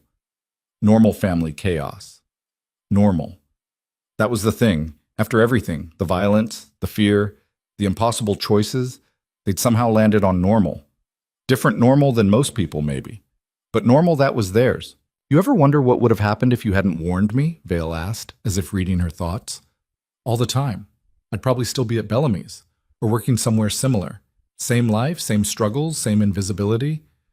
You were never invisible. Not to me. Not from the moment you handed me that receipt. I was a stranger doing something reckless. You were someone brave enough to act when it mattered. That's the opposite of invisible. Vale glanced at her. I'm glad you acted. Glad you chose to save me instead of walking away. Me too, Lena said. Even on the hard days, even when things got complicated. I'm glad I made that choice. Because the truth was, she'd been given a chance to change her life, and she'd taken it. Not blindly, not without fear, but with eyes open and consequences accepted. That was the real lesson. Not that everything worked out perfectly, not that risk was always rewarded, but that choosing to act, choosing to try, to fight, to demand more than what you were given, that was what made the difference between surviving and actually living.